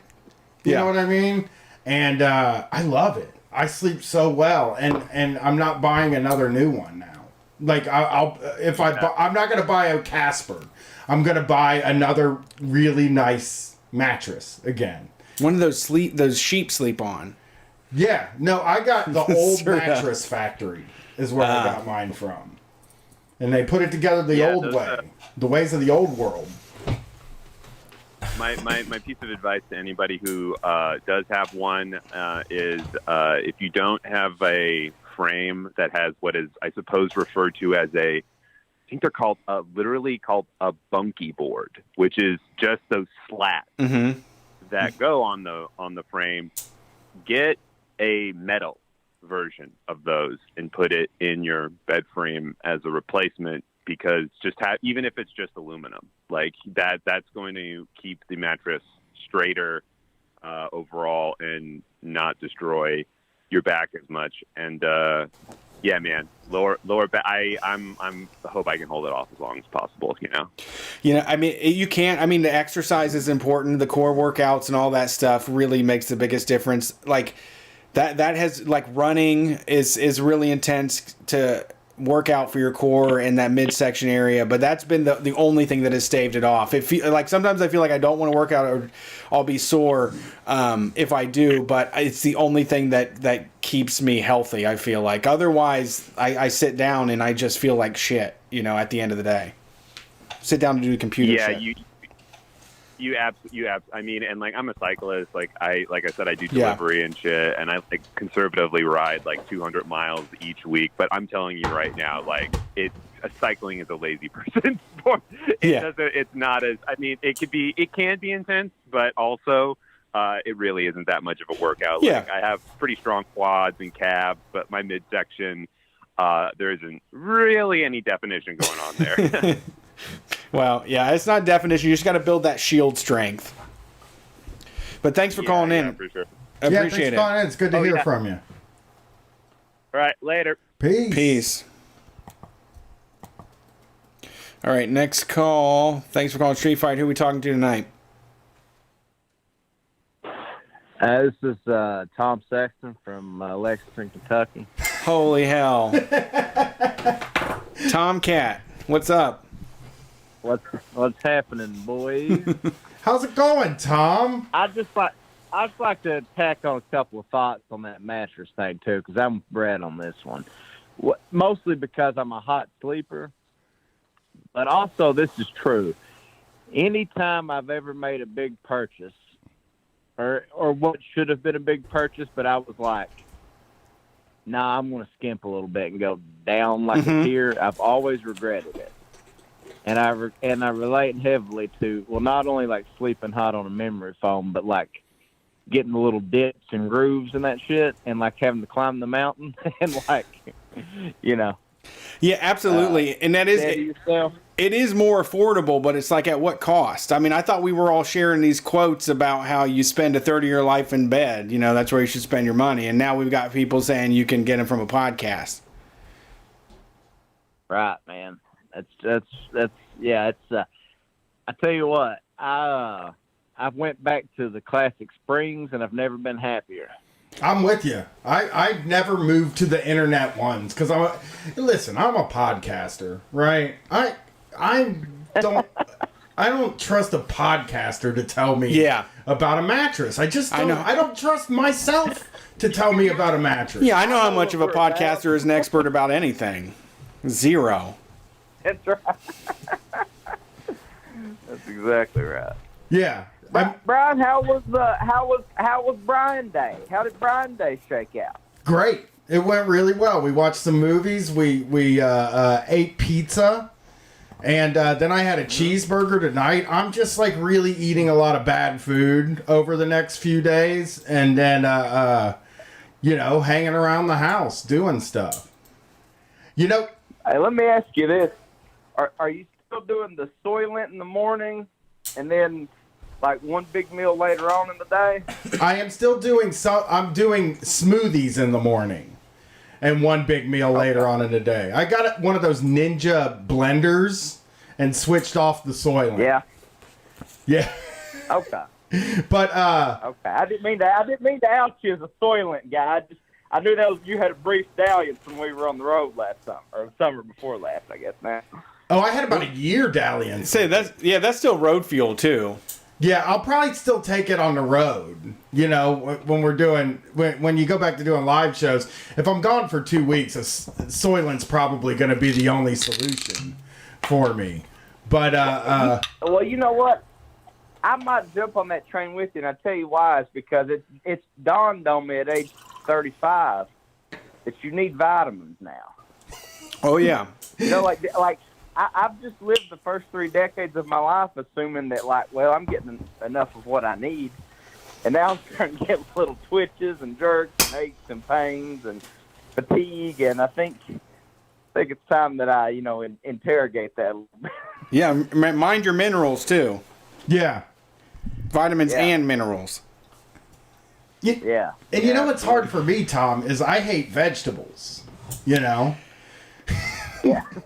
Well, I gotta say, I have to say, sometimes they do absolutely suck.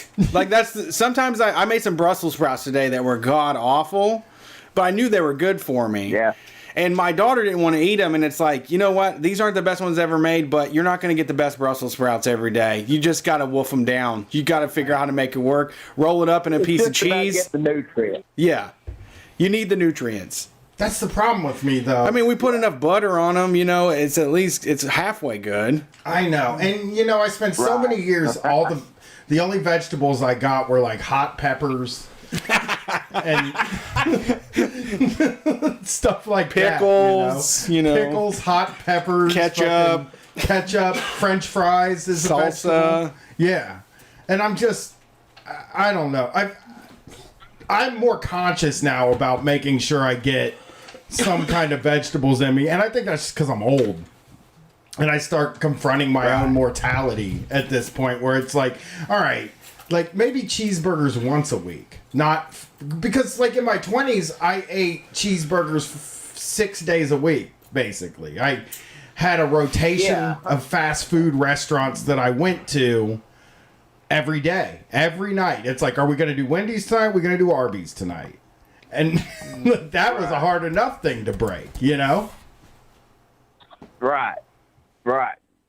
Yeah, no, I'm the same way, and it's like I'm just curious because I'm like, man, I subsisted for so much of my life on chicken nuggets, and chicken nuggets don't have like magnesium or yeah, thiamine or anything that you really. I guess like a lot of shit's fortified, and maybe that's like the only reason we're not all like walking around like with scurvy or some shit. But like, it's you got to get a nice blender. You got to get on Smoothie Life. I think that it's like taking your pills. You just throw some celery and lemons and apples and avocados and shit and blend it up and just drink it down. It really is. It gets it out of the way. And people will yell at you and say, it's better to just eat the whole thing for fiber, but that's juicing. That's not the same. Oh, smoothies are good? Smoothies, you get all the fiber, too. Okay, that's what I was going to say, because I've had people say, like, oh, you got to get the fiber, too. So smoothieing them up makes it bad, almost, or not as good, and I'm like... They always want... Wow. Well, it's like... And I hate that shit, too, when they say, that smoothie's bad. It's like, all right, I'll have a double cheeseburger then. I guess I'm just going to have a milkshake. I'm going to have a fucking... 38-ounce milkshake instead then. If this is so goddamn bad. If I made the biggest mistake of grinding up my celery and avocados before I fucking ate them. Like, I'm not doing this for aesthetics. I just need the vitamins and the minerals. You know what I mean? I need something that isn't beige in my body. I need something that isn't beige or cheese in my body. Yeah, or meat. I'm a meat guy. So, so much meat. It's just... Yeah, there comes a point where you just have to make a decision where you're like, okay, like, I don't fucking want to eat these vegetables, but tonight we eat vegetables. Tonight's a vegetable night. Well, every day should be vegetables. Let's take it slow. Okay, okay, sorry. No, I'm with you, though. Like, usually for me, every day is like some sort of starch fortified with stuff, not, you know? Not good, not good. I love starches. I'm getting ready to get on the juice in life too, just to get my vitamin stores back up. Smoothie that shit up, Tom. I want to see if that's what's wrong with me first. Yeah, you gotta get. Tom has the same kind of anxiety I do. Before this show, I thought I was dying. Before this episode, I laid down wrong and my chest kind of hurt, and then I thought I was having a heart attack. Well, that's like the scary shit about getting in your like 30s and 40s. It's like, that's like you start getting into that like frame where like, oh shit, you can't do that like triangulation where it's like, okay, I'm 26. This is most likely not a heart attack. You know what I mean? Yeah. Well, also you start seeing you see like artists and people that you like all of a sudden just drop dead out of nowhere at 38 or something. And you're like, whoa, I didn't know that could happen. Really? Yeah. Recently a wrestler that's like younger than me died recently, and he looked older than me, by the way. Sure. And but he's younger than me, and he died recently just out of nowhere, and I was just like, yeah, that can also happen. You know what I mean? And I'm not, That's the good way, though. You start thinking like, what am I even doing? I want to be surprised. I don't want to know it's coming. I just want to be surprised and just be out of here on the next spaceship out of town. Well, Brad did really quell my fears about that in a lot of ways. Because what did you said one time, Brad, we were talking, you're like, well, here's the thing about dying is you're not really going to know. Yeah, you don't have to sit around and like... Worst, I guess, is like... You're not going to be rubbing your hands together like figuring out how this thing plays out or anything. Right, yeah. Like the worst thing, obviously, would be getting like a horrible diagnosis and then that playing out over a period of time. That would be like a real trial. That's hard to stare down. If it was just like a sudden thing, yeah. Like, you're not going to know nor care. Yeah, you fall off a bicycle the wrong way, and then all of a sudden you're not there anymore. You had no idea you had no idea. This is true. Right, that's true. Right. That is, I try to think of it that way, but then you're laying in bed late at night. You ate 20 milligrams of THC when you usually just eat 10.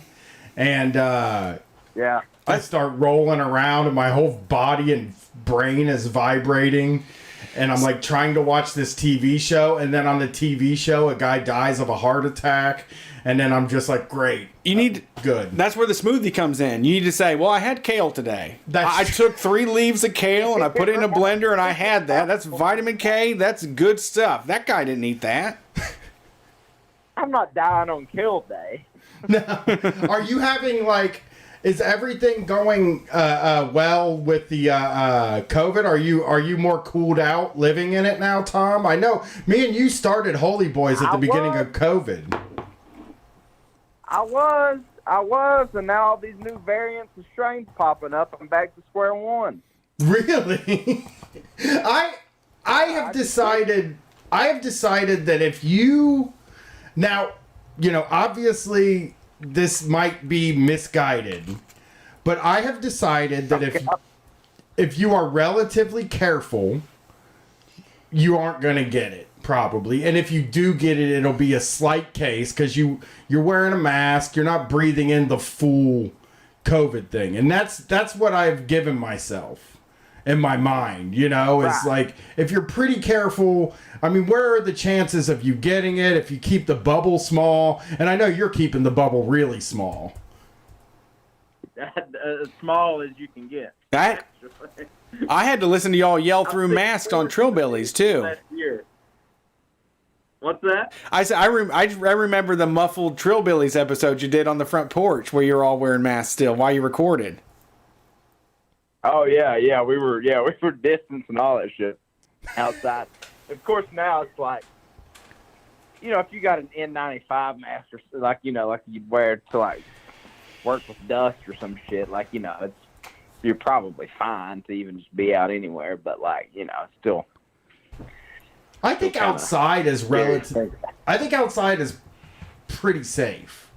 I mean, you don't want to be really close to people, but if I'm outside, it's like I'll wear the mask if I'm around a bunch of people. But generally, if I'm out just on my walk, I'm just like, I'll put the mask on if I got to go in anywhere. But outside, that shit just floats through the. I mean, it's not as easy to catch it outside. The people that are getting it, I feel, are the ones going to restaurants who think that as long as you're sitting down, COVID doesn't come out of your mouth. Right. If you bend at the waist. Dude,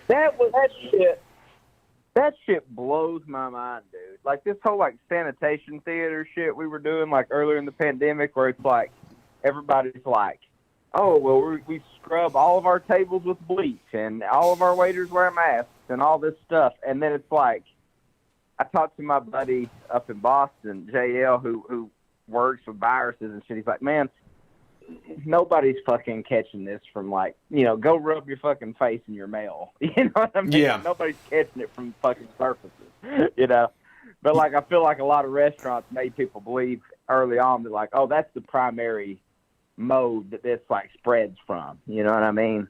And actually no, it's aerosol. So. I just saw in some of my budget groups, they were saying Walmart has hand sanitizer on clearance for 95 cents, and Myers has it for 30 cents, somebody said. Yeah, because that's not the thing. That wasn't what we needed. But now they're sitting around. But you do. I walk by restaurants all day, and it's just all these people sitting around the table without masks on talking, and then there will be a plexiglass partition that doesn't go to the ceiling next to them, and it's like, right. Do you know how this thing spreads? Yeah, they haven't. They haven't been clued in yet, I guess. Yeah. Well, it's all that's part of the whole sanitation theater, man. It's like they put all these sort of half-assed measures in place that try to inspire confidence, and none of them really address the core issue is that it's aerosol spread. You know what I mean? So it's oh, I'm fine because there's a weird piece of plexiglass between me and this next table. Yeah. Yeah, I had a weird moment where I went to go pick up food, and I walked into the place, and a half dozen people were waiting to get their food, and they had tables full of people eating. And I said, hell no, I'm not standing in here. They didn't have any fucking windows open. So I stood there just with the door open. I stood at the door with it open because I'm like, you need some airflow in here. Even if I was the cooks in there, I would have said, somebody open up this fucking place. We're just living on our own stink right here. Yeah. Yeah, it's like it's the people in the back, man, that got it the worst, that are just like hemmed in there all day with that shit. And you can't distance in a fucking restaurant. We've all worked in restaurants. Like, it's asshole to elbow, like, the whole fucking time. Yeah, kitchens aren't made for people to stand 6 feet apart from each other. No, hell no. It's like 12 people in like a 6-foot radius. Yeah, absolutely. But it's just insane, man. It's just like, I don't know. That shit stresses me the fuck out. Now I'm getting to that point that's like I'm watching television or movies and like seeing people. I'm like, wait, or like seeing something like, oh wait, was this filmed in 2019? Yes. This is filmed in 2020. It's super irresponsible. I watched a 2020 Shark Tank the other night with the wife and kid, and they were all sitting so far apart, and they had the little Zoom scenes and stuff like that, and I'm just like, oh, man. I like watching stuff where there's crowds and shit. I was watching Bar Rescue last night, and it felt so good to see full bars. Feels dangerous. Yeah. Yeah. Are there new Bar Rescues?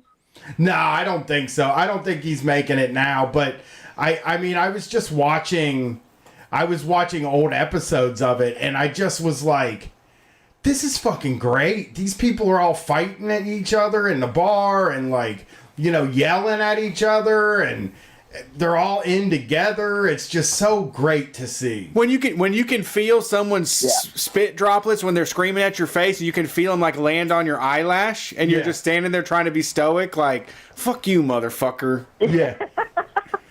Well, that's the thing, man. Like we all do this, right? It's like the way I comport myself normally.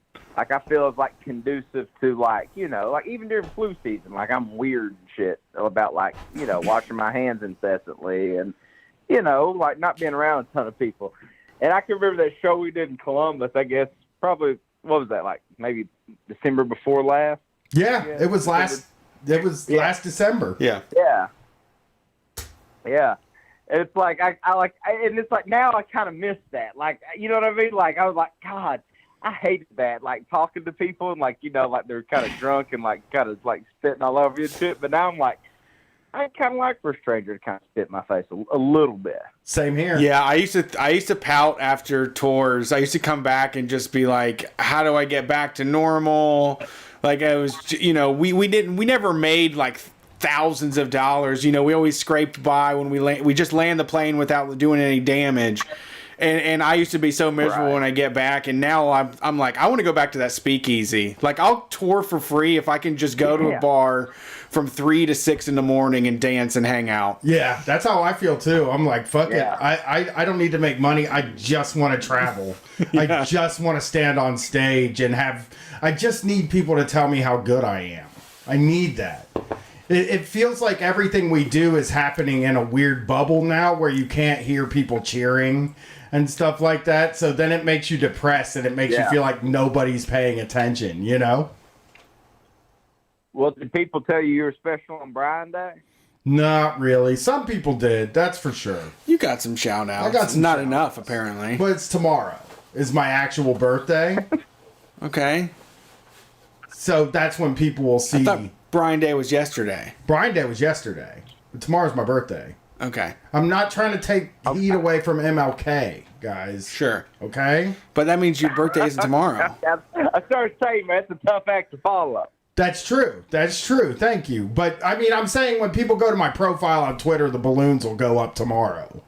You know what I'm saying? Like, the people will find out about it when more people will tell you how special you are. I hope. Presumably. I hope so. That would be nice. Okay. Well, Tom, I want to thank you for calling in. I really appreciate it, and me and you are gonna plan a stream where we watch one of Kenneth Copeland's movies soon. Oh, dude, I can't wait. Brad, me and you, we gotta huddle up soon. I'm sorry, I've been such a lazy ass. Yeah, I mean, I'm the same. I agree. I'll give you a call tomorrow. Just, try the number, just call me and I'll pick it up and I'll do the same for you. Sweet. It's good to talk to you, Tom. Always. I'll see you fellas soon. See ya. Let's take a breaky. It's breaky time. Yeah. Oh, what was I gonna? I just forgot it. It had something to do with that video game that related to what you said. Sorry. We have music this week from Mary Lattimore. The message that came along with this said, Ian just sent you A Unicorn Catches a Falling Star in Heaven by Mary Lattimore. I hope Mary Lattimore is on your radar. Thanks for the content. Thank you, Ian, for sending this in. If you have music that you want to hear on Street Fight Radio, send us an email by going to streetfightradio.com and going to contact, or just send us one at streetfightradio@gmail.com. Message us on any of the platforms, whatever it may be. We'd love to hear what you got. We're going to be back after this music and taking more calls. Peace. Oh, what was that Yakuza thing I wanted to say? It related to what you just said. Oh, going into bars and masks. I come here.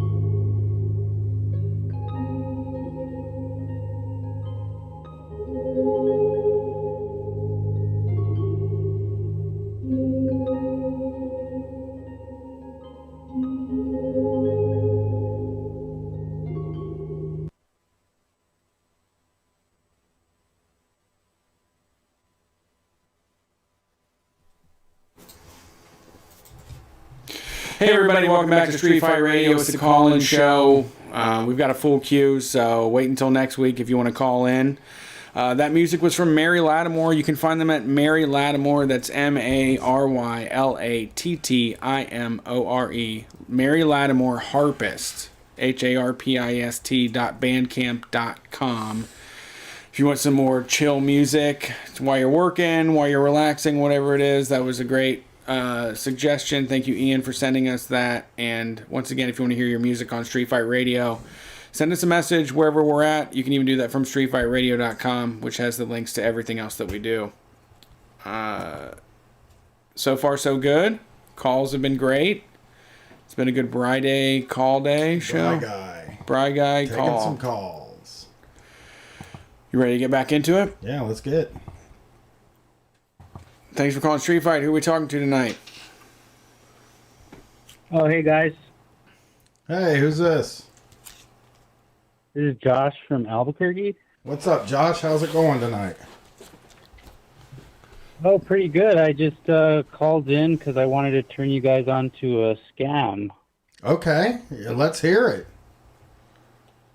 So I know that you were saying that tag switching is dead, but so you had mentioned last week that you wanted to upgrade your bedding, and so that got me thinking, and I went to Target, which this isn't really a scam, it's just straight up stealing, but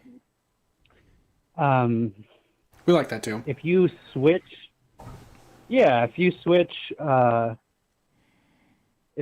the bags that the sheet set is in, you can get the nicest ones for the cheapest one's price. But they're the same colors and they look exactly the same, but the tag is sewn onto the little sack that it comes in. So you switch them and then you get like $175 linen fancy things for the same price as like the jersey t-shirt cotton shitty one. The dorm room shit. Luxury hotel stuff for dorm room prices. That's a good one. Right. Well, and that was always when I ever tag switched, I would also do stuff like that where I would find the most expensive cookware and then just put the cheap shit on, because when they look at their screen and they ring it up, it's just going to say like cookware set or linens or whatever it may be. So that is a good tip. Yeah, I mean they didn't bat an eye, so I figured that one was a good. So you pulled it off to try if anybody's trying to upgrade your your bedding game. So you pulled it off? Yeah. I mean, that's like one of the few places that they don't have cameras too, because most of that stuff's too big to stuff under your shirt or whatever. I guess that is a good point. You can really get away with some shit in the areas where they're not hiding down your pants stuff. Yeah, and there's also you can do a switcheroo underneath the shelves. Like if you're playing around in the shelves and grabbing stuff off of it, and then you go underneath to unzip something and put it into another bag, you're blocked from up above. Like they're not going to see what's going on underneath that shelf. It just looks like you're moving things around, making your decision. Exactly. Yeah, and then I've also done this with because here in Albuquerque everybody has flat roofs, which is just a real pain in the ass, and you have to paint them with these different kind of coatings. But I mean, this stuff's like $55 a gallon. But if you switch the tags at Home Depot, then you can get it for like the cheap $9.99 stuff. Really? Okay. So you can save yourself a couple $100 on that one. So that's also the other times that I've done. So there's still hope out there for tag switchers. Pretty well. Hell yeah, there is. Yeah. That's beautiful. Well, that is a good hint. That's good penny saver, street fight, money saving idea out there for everybody. And thanks for calling in. That's all I got. Yeah, thank you guys. Peace. Appreciate it. That was great. Good hints there. Yeah, this is an opportunity. It's hints from Heloise, except for it's hints on how to steal. Yes. I shared, so there was some lawyer that, he's called the Lockpick Lawyer on YouTube. I think Handle of Rye sent it to me. Their video on how to remove those pesky ink tags if you bring your clothes home and they forgot to take them off.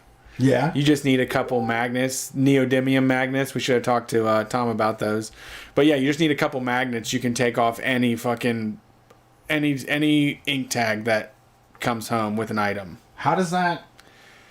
Because that's how they work. The way that they work is that there is a catch on the end of the pin, and when you put the magnet to the end of the ink tag, it pulls everything off. That's how the real thing works. It's a magnet that that unlocks it. Let's get some magnets and sell them in the store. Good idea.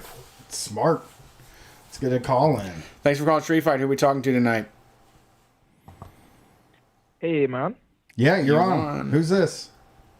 Hey, this is Andres from Brooklyn. What's up? How's it going? It's going good. This is the first time calling in. I've been listening to you guys for a while now. I wanted to tell you guys a story about a band that my uncle was in. Okay. Ooh. Let's hear it. I was listening to the Butt Fest show, and I was loving it so much, and I was thinking back to when I was a kid, and my uncle's a drummer, and he used to be in this band in Miami called Vernon's Machine, and they were actually about to get signed by Fred Durst, and they were gonna go on tour with Limp Bizkit. Whoa! Or at least this is the story that I was told by my dad and my uncle. So apparently, Fred Durst shows up to a bar to meet them and stuff, and they're gonna go on with signing and everything. But the lead singer of the band that my uncle was in got really drunk and showed up and just started insulting Fred Durst and Limp Bizkit. So they ended up not getting signed. No. I mean, what kind of shit was he? He did it to his face? Yeah. He got super, super drunk and was just you guys suck. I don't want to sell out and go tour with you guys, and just got really belligerent with him. And apparently he just got up and left. What kind of music was it?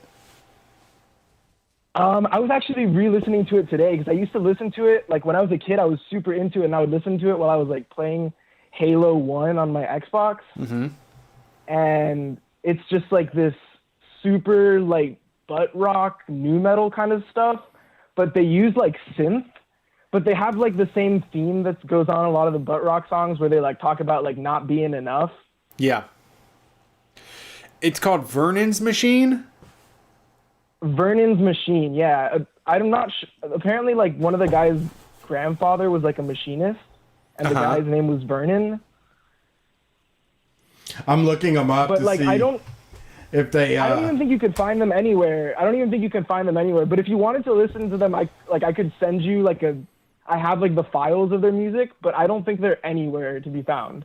No, it doesn't look like it. It doesn't look like they hit the internet. But I mean, if they were going to tour with Limp Bizkit, it was probably before the internet. Yeah. You know. Yeah, I think it was super early 2000s. Yeah, they just didn't get a website. I'm not exactly sure when it was. Yeah, they were kind of popular in Miami. I think they got on the cover of some local Miami magazine, but other than that, they never toured big or anything.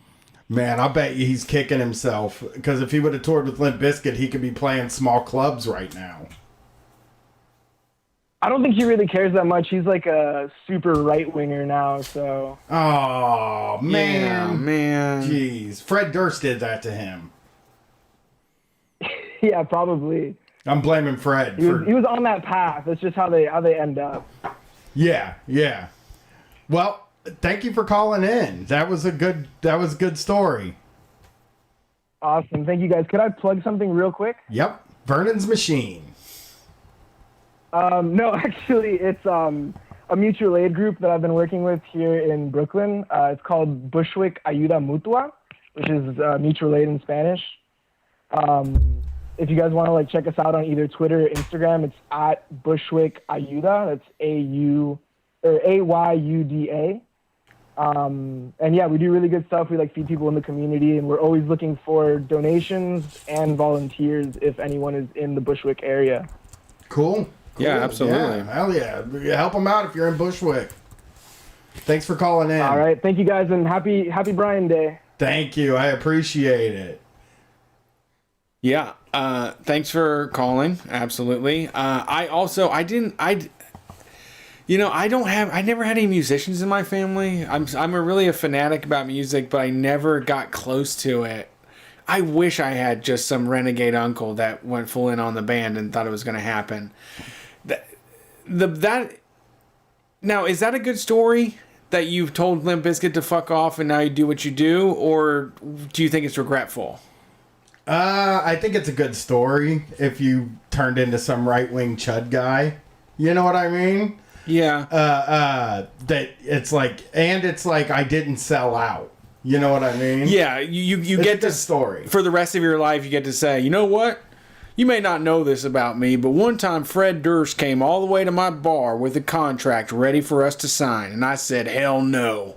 Yeah, hell no, I ain't doing it. He probably doesn't say he was drunk or anything. No, he doesn't at all. No, he basically said he took a principled stance against bad music. He fucked up. Yeah, didn't want to do bad music. All right, you ready for the next call? Yup. Thanks for calling Street Fight. Who are we talking to tonight? Hey, me? It's you. Who's this?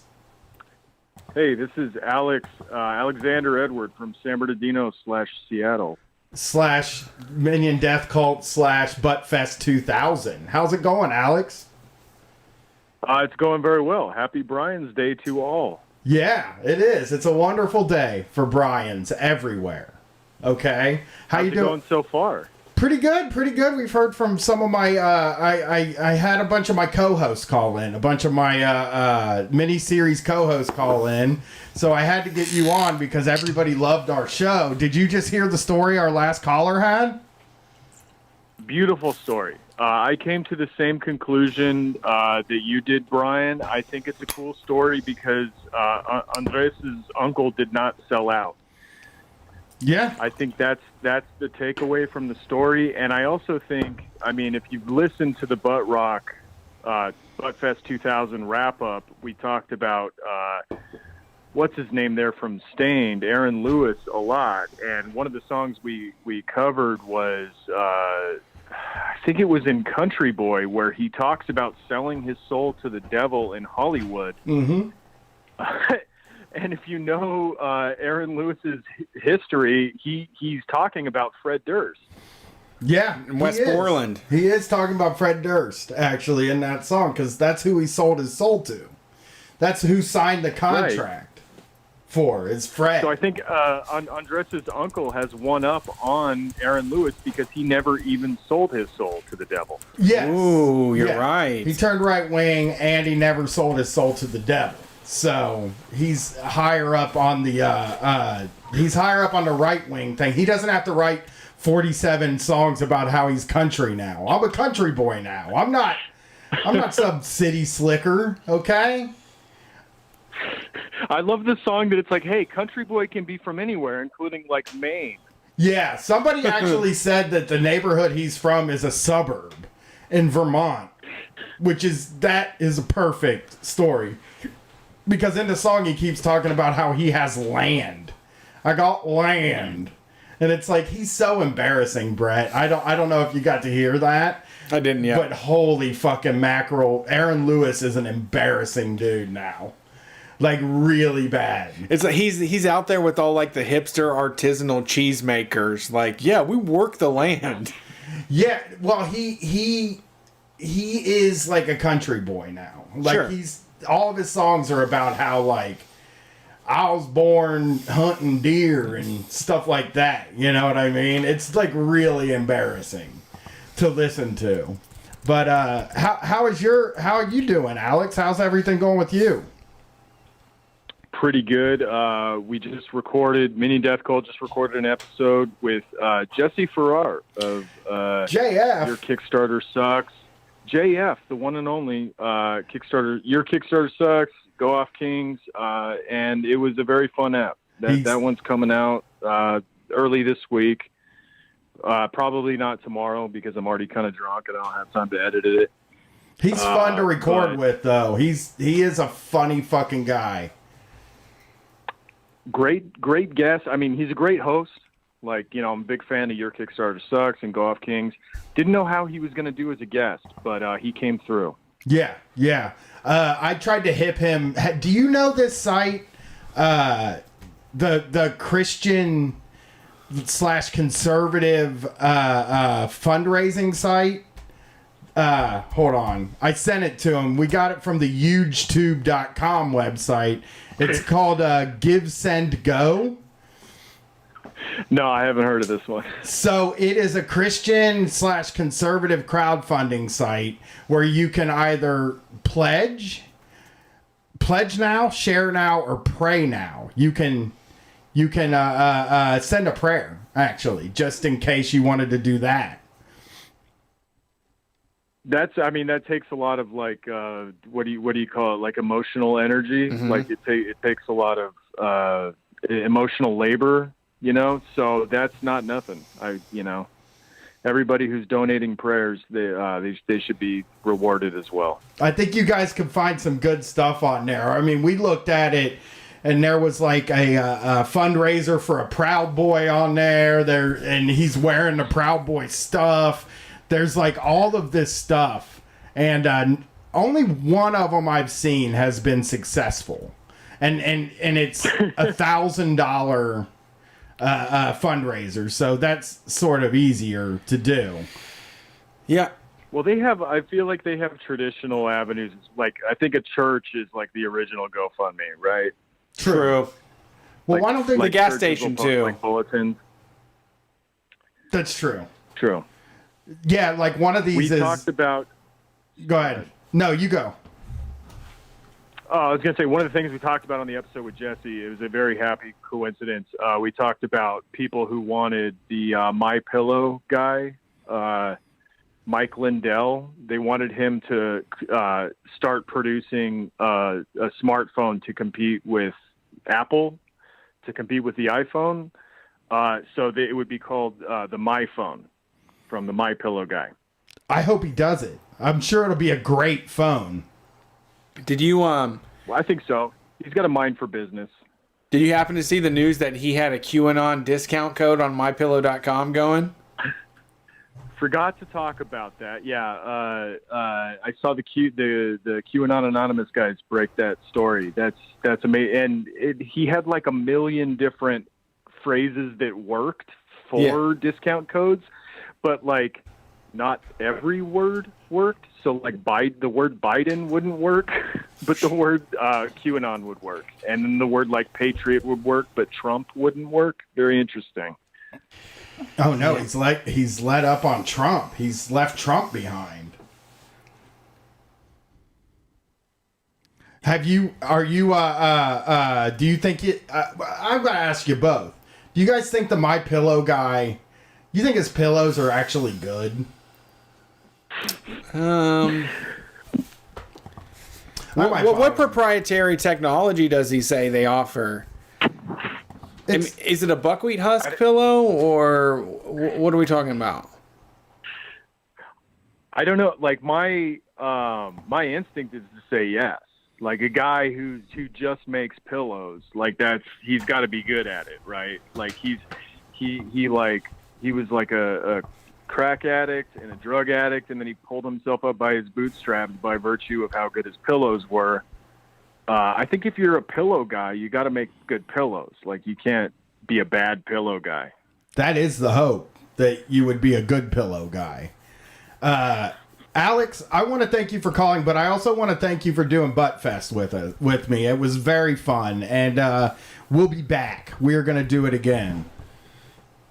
Thanks for having me on. It was an incredibly fun time. Yeah, it was a good time. I wanted to commend you for your covering of the Minions uprising too, because we had to do a show live that night, and it was very tough. But I really appreciated your insight, you and Tony's insight on the whole thing, and digging through all those comments to figure out like what's in the air, what kind of feelings are in the air, what kind of comments and theories are spreading amongst the masses. Happy to do it. It was it's a weird time. It's also a very funny time.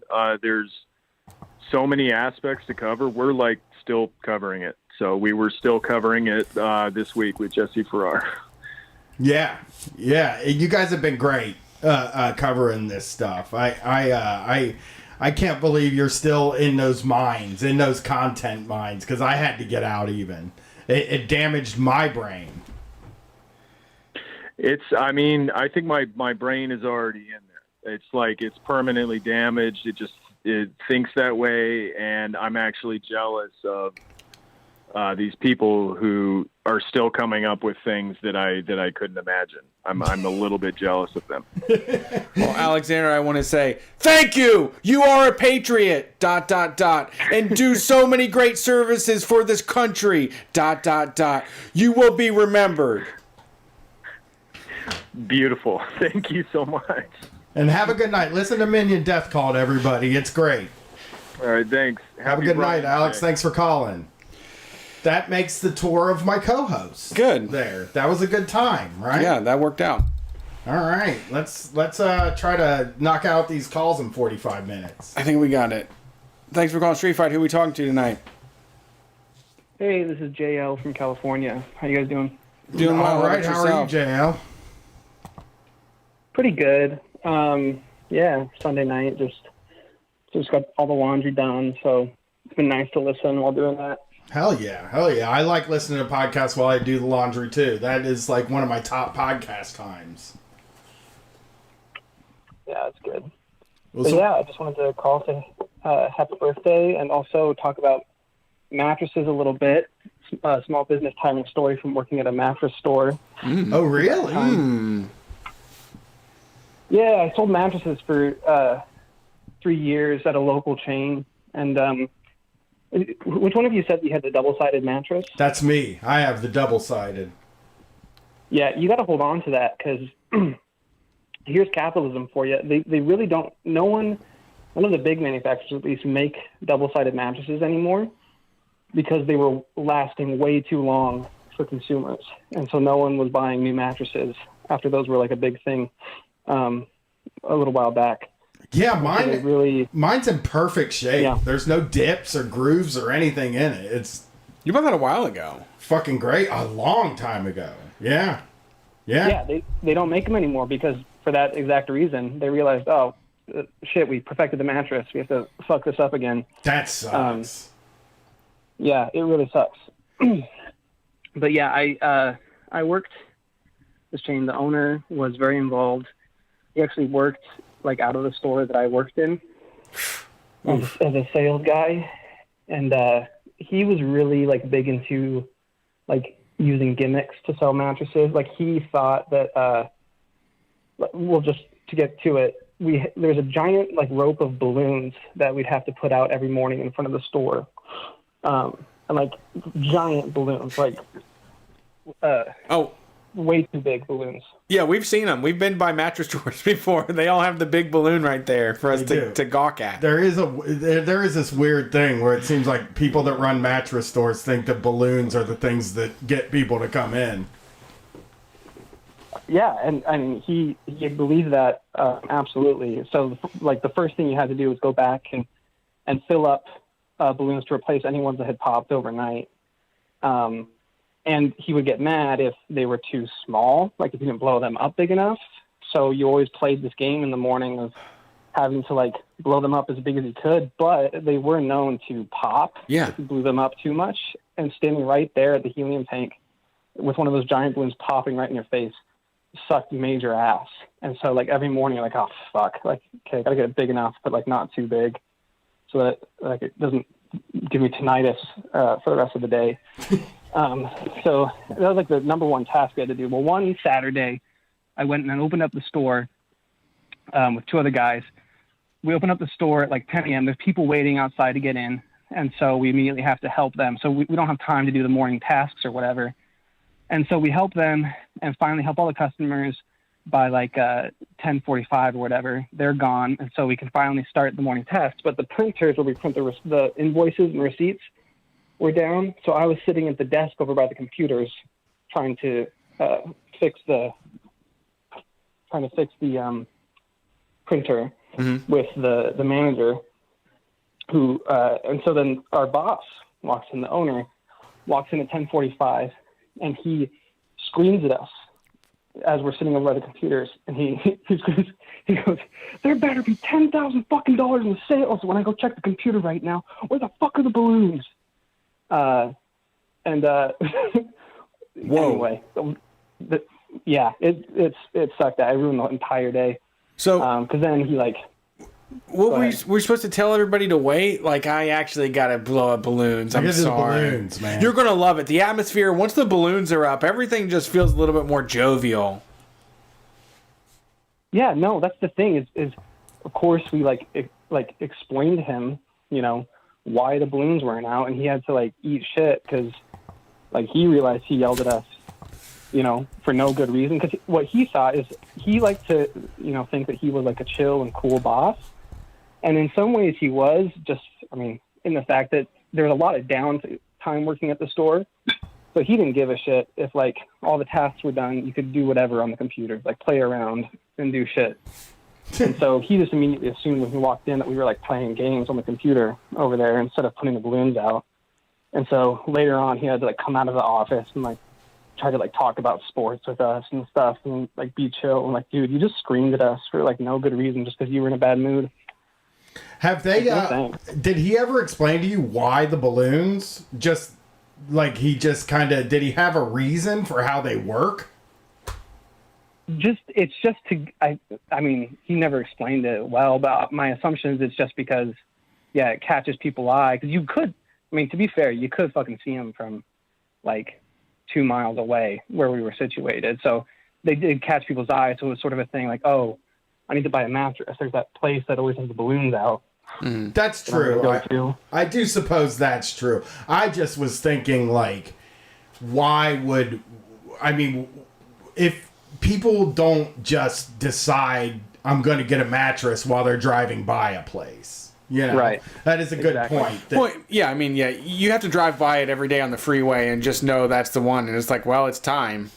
It's time. I got to go to the mattress store. The funny thing is, I mean, he took us after I left. I stayed in touch with some of the guys that worked there. After I left, he took it a step further and started getting really anal about. He wanted to have a small balloon tied to the end of every mattress in the showroom floor, which is like big showrooms. And so that became a thing that the guys had to start doing, is tying a regular sized balloon. He became a balloon guy. To the mattresses. He's just a balloon guy. He just loves balloons. I mean, he's just like, he wakes up, he's like, we got to make money today. What works? The balloons work. We just need, the balloons are sales. Every balloon we blow up is another sale. And that's the thing. Like, it does seem like the machinations of a depraved and like desperate mind, because this is all happening after he's launched his small mattress chain, as like the internet mattresses are taking the industry by storm and leaving him in the dust 100%. Yeah, that sounds right. Up. Yeah, because I mean, everybody's ordering them, even though they know they suck. You know. Yeah. Well, they're affordable. People are afraid of salespeople. They think they're going to get hoodwinked and all that stuff. And it is simpler to just sign online and see how much is this versus driving somewhere, I feel. True. Yeah, very true. Very true. Well, thanks for calling in. Very good call. Sure. Thank you. Have a good night. Happy birthday, Brian. Thank you. Night. Yeah, that sucks. When they're treat you like shit and then are just like, I just got to do that because I'm the boss. Like, I don't dislike you. I just treat you like an idiot and call you a fucking dumbass because I'm in charge of you. Yeah. But I still think we're still cool, right? You know? No. We're not. We're not cool anymore. Thanks for calling Street Fight. Who are we talking to tonight? Hey. Am I on? Yeah, it's you. Who's this? Hey, this is Chris from LA. What's up, Chris? How's it going tonight? Not too much. Just taking a break from sifting through some weeds for work. Thought I'd call in and wish my favorite podcast host a happy birthday. Thank you. I appreciate it. It's very nice of you. Yeah, man. You're probably the coolest dude I know that shares my birthday, so nice. I wish you a happy birthday, man. You know who else shares our birthday? Jonathan Davis from Korn. Really? Yeah. You have the same birthday as JD? Yeah, I do. J-Devil? Devil's birthday, January 18th. Oh, nice. Yeah. So, and Kevin Costner. So, those two guys, very cool guys. But yeah, I have the same birthday as Jonathan Davis. So, thank you for the birthday wishes. I appreciate it. Yeah, man. All right. Have a good night. I'm going to have to get going, so you guys take it easy. Thank you. Yeah, thank you. Appreciate it. That's so nice. People are so nice. People just want me to have a good birthday. Yeah, it's wonderful. I feel nauseous. So. Okay. Well. We're getting there. We're getting close to done. I hope that made you feel less nauseous. No, you know what? It's not the calls or anything. I just all of a sudden feel very nauseous. I might have to get up and go throw up. Okay. It's maybe a possibility. If you have to, just let me know. Well, you don't have to let me know. I won't have to let you know. I'll just get up and I'll run. notice. Yeah. I'll notice. Yeah. Yeah. Thanks for calling Street Fight. Who are we talking to tonight? Hey, is this me? Yeah, this is you. Who's this? Hey, what's up, guys? This is Zach from Philly. How you doing tonight? Great. How are you, Zach? Yeah, pretty good. I've never been able to call in before because I usually have work on Monday. But thankfully, because of Brian Day going over the weekend, I have off tomorrow. Yeah, it's nice to have a Monday off. I have tomorrow off too. Yeah, never have. I ain't doing shit tomorrow. Yeah, that pretty much never happens. I wake up for work at like 5:30, so I'm out before the call-in show starts. Yeah, for sure. So, what's going on tonight? Nothing much. I just wanted to tell you guys real quick about something really cool that a couple of my friends started. Okay. They're starting an organization called Mind X Grind, which is like raising mental health awareness and like getting people resources for therapy at like sliding scale donations within the punk, the hardcore, and the metal community. And so we can't really play shows right now, and for a lot of us, I know this is the case for me. Most of my social interaction is with playing shows. I haven't seen a good portion of my friends in almost a year now. Yeah. Columbus is the same. There's a very small group. We have a lot of amazing stuff that comes through. There's so many $5 and $10 shows that come through that are just absolute legends. And it's you see the same people. there's a class of countercultural people that come out every 5 years, and you all kind of, interact with each other, and that's not happening at all. You're right. Oh yeah, absolutely. Like most of my time is usually spent on a Friday or Saturday at some $5 show. Either my band would be playing or my friends' bands are playing, and I'm there no matter what. And pretty much everybody always is, and it's really hard to get that right now. And I know, at least for me, my mental health has been taking a pretty hard hit during all of this because of the lack of social interaction, the lack of the benefit of like emotional and mental health that brings. Yeah. Yeah, I mean, I've had a tough time, and I got the podcast I can do, but especially with the call-in show and stuff, being able to talk to people, but like not being able to perform, there's nothing like performing live. There's just nothing like it.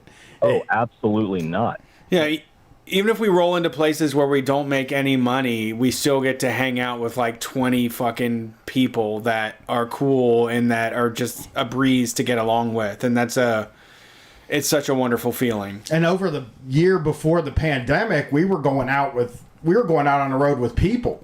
Like we were touring with like our friends and stuff like that. And that is like, I mean, you build lifelong friendships with people when you do that with them. I mean, I love all the people we've gone on tour with. Oh, absolutely. Yeah, when my band went on our first tour in 2019, we took our friend Wormtooth, who's a rapper from the city.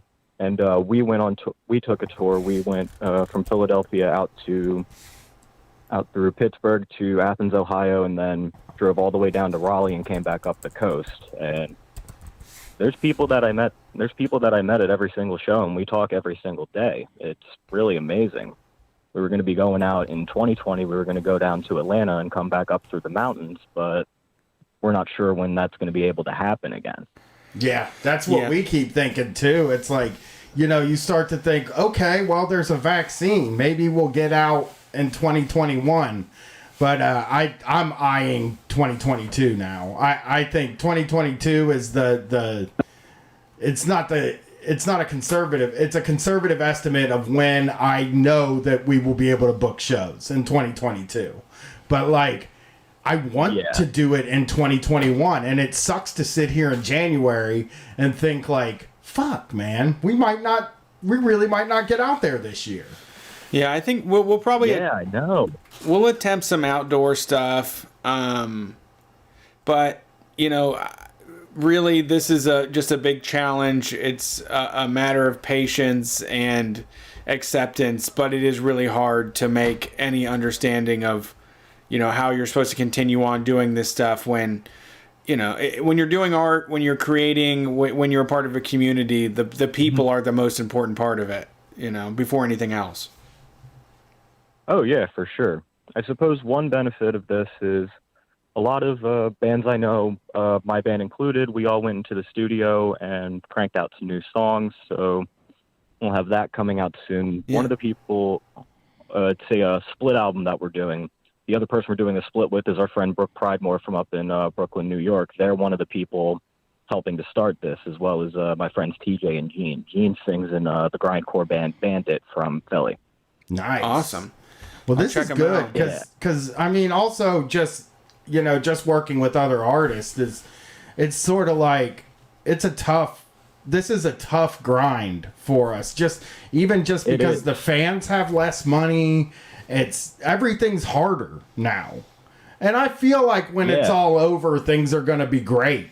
But like, it's just, when is it? We don't know when it'll be over. The vaccine thing seems botched at this point. So it just... Yeah, the rollout of this is just fucking embarrassing, man. It's pathetic. It's really pathetic. Yeah. They shouldn't have given those numbers, man. They were given some pretty ambitious numbers in 2020. Hey, we'll have 100 million people vaccinated by the end of January. And you're like, oh, so this seems like in March we should be able to get back. And then they're like, well, we only got like 25 million vaccines actually made. So we're going to have to dial that back a little bit. It's just, I mean, look, I don't know what it takes to make a fucking vaccine. You know what I mean? But stop telling us these ambitious numbers if you're not going to be able to deliver on it, because we're all going crazy at this point. We're all just like, I just want to leave the house. And I truly believe that there are a lot of people like that are going out that might not have been going out if there was an end in sight. Just if they knew a time or a date or a time frame, they wouldn't go out. You know? Yeah, but that's ridiculous to expect that. A time frame like 3 months. Just say sometime between like August and fucking November would be nice to hear. You know what I mean? Anything. But you're going to be mad at them if they try to tell you something you're asking for an answer that isn't there. And anybody that tries to do it is going to be in trouble.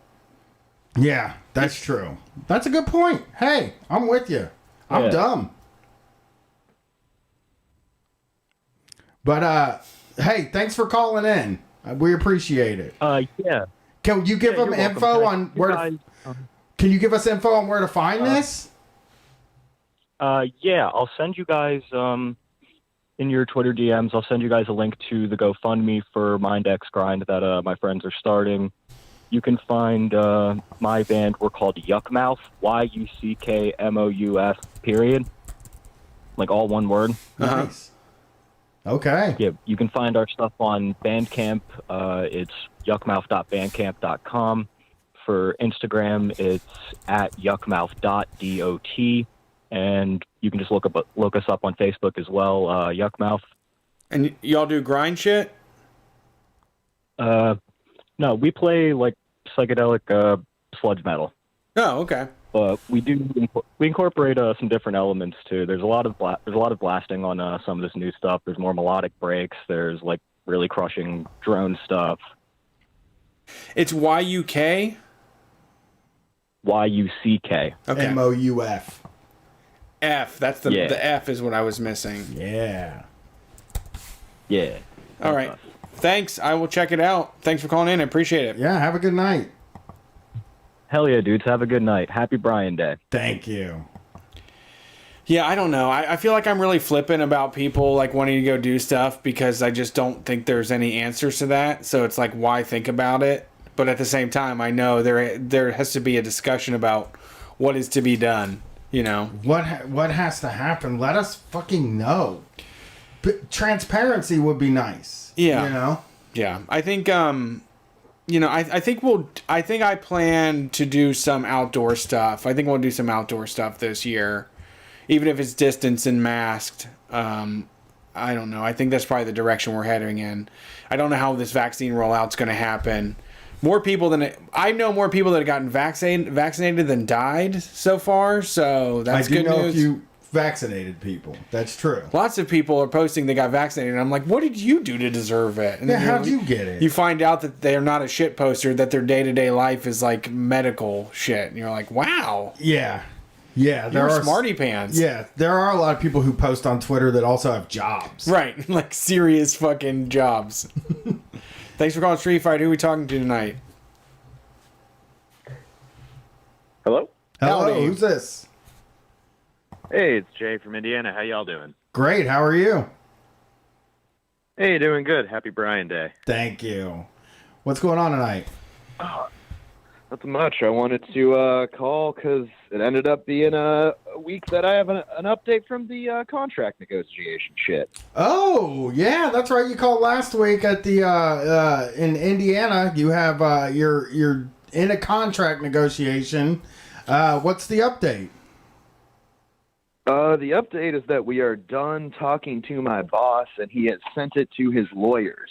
Okay. Uh-oh. So, it's the most boring update imaginable because it's just a lawyer presumably sitting in a room thinking of different ways to rat fuck us. Yeah, lawyers they're the ones you got to worry about. Your boss is going to say it real nice to you, though.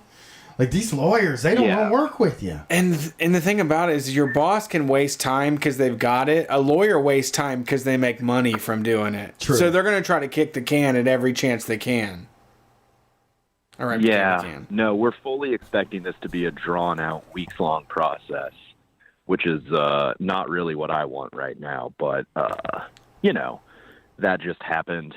And it was perhaps one of the most ridiculous negotiation sessions we've had so far, because we were arguing over 1 point for an hour, which was pretty exciting.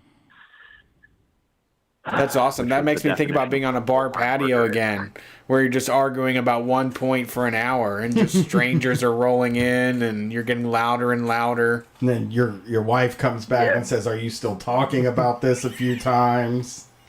And you're like, "Don't do that. That's not good conversationalist stuff. We're having a conversation. It's not a fight." We're just yelling at each other's faces, okay? Yeah. Jeez.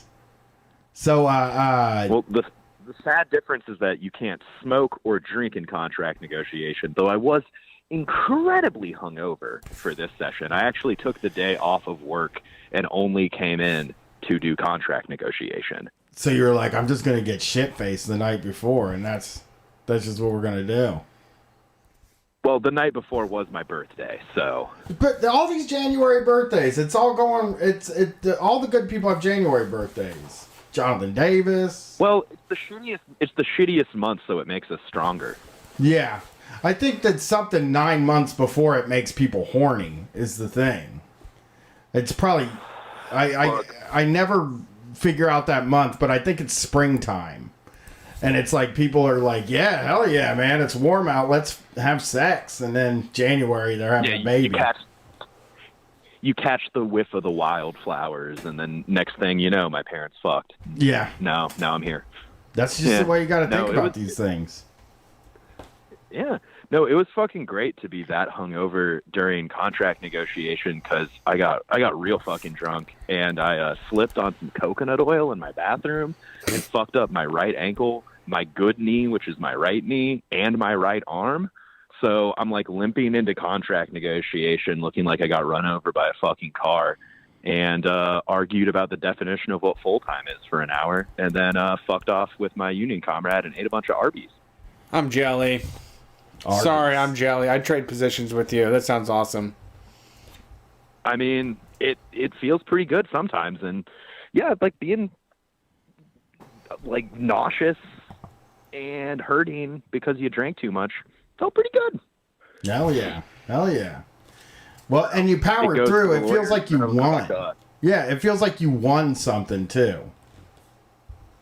Yeah, I mean, I think the best part now is we don't have to talk to him for basically ever until there's like grievances. I mean, hopefully the lawyer will just like change a few things that like we slipped in that my boss didn't catch. Like we didn't slip anything in. We've been very, very, very, very, very open with all of our processes because we don't want to get like hit with, negotiating in bad faith or anything. But like stuff that my boss didn't conceptualize as not being good. Hopefully there's just a few minor changes. It goes to the vote. But I wanted to say that like the one thing that we argued about was, like I said, the definition of what is a full-time worker. And this was something that started being this huge issue at the very beginning of negotiations.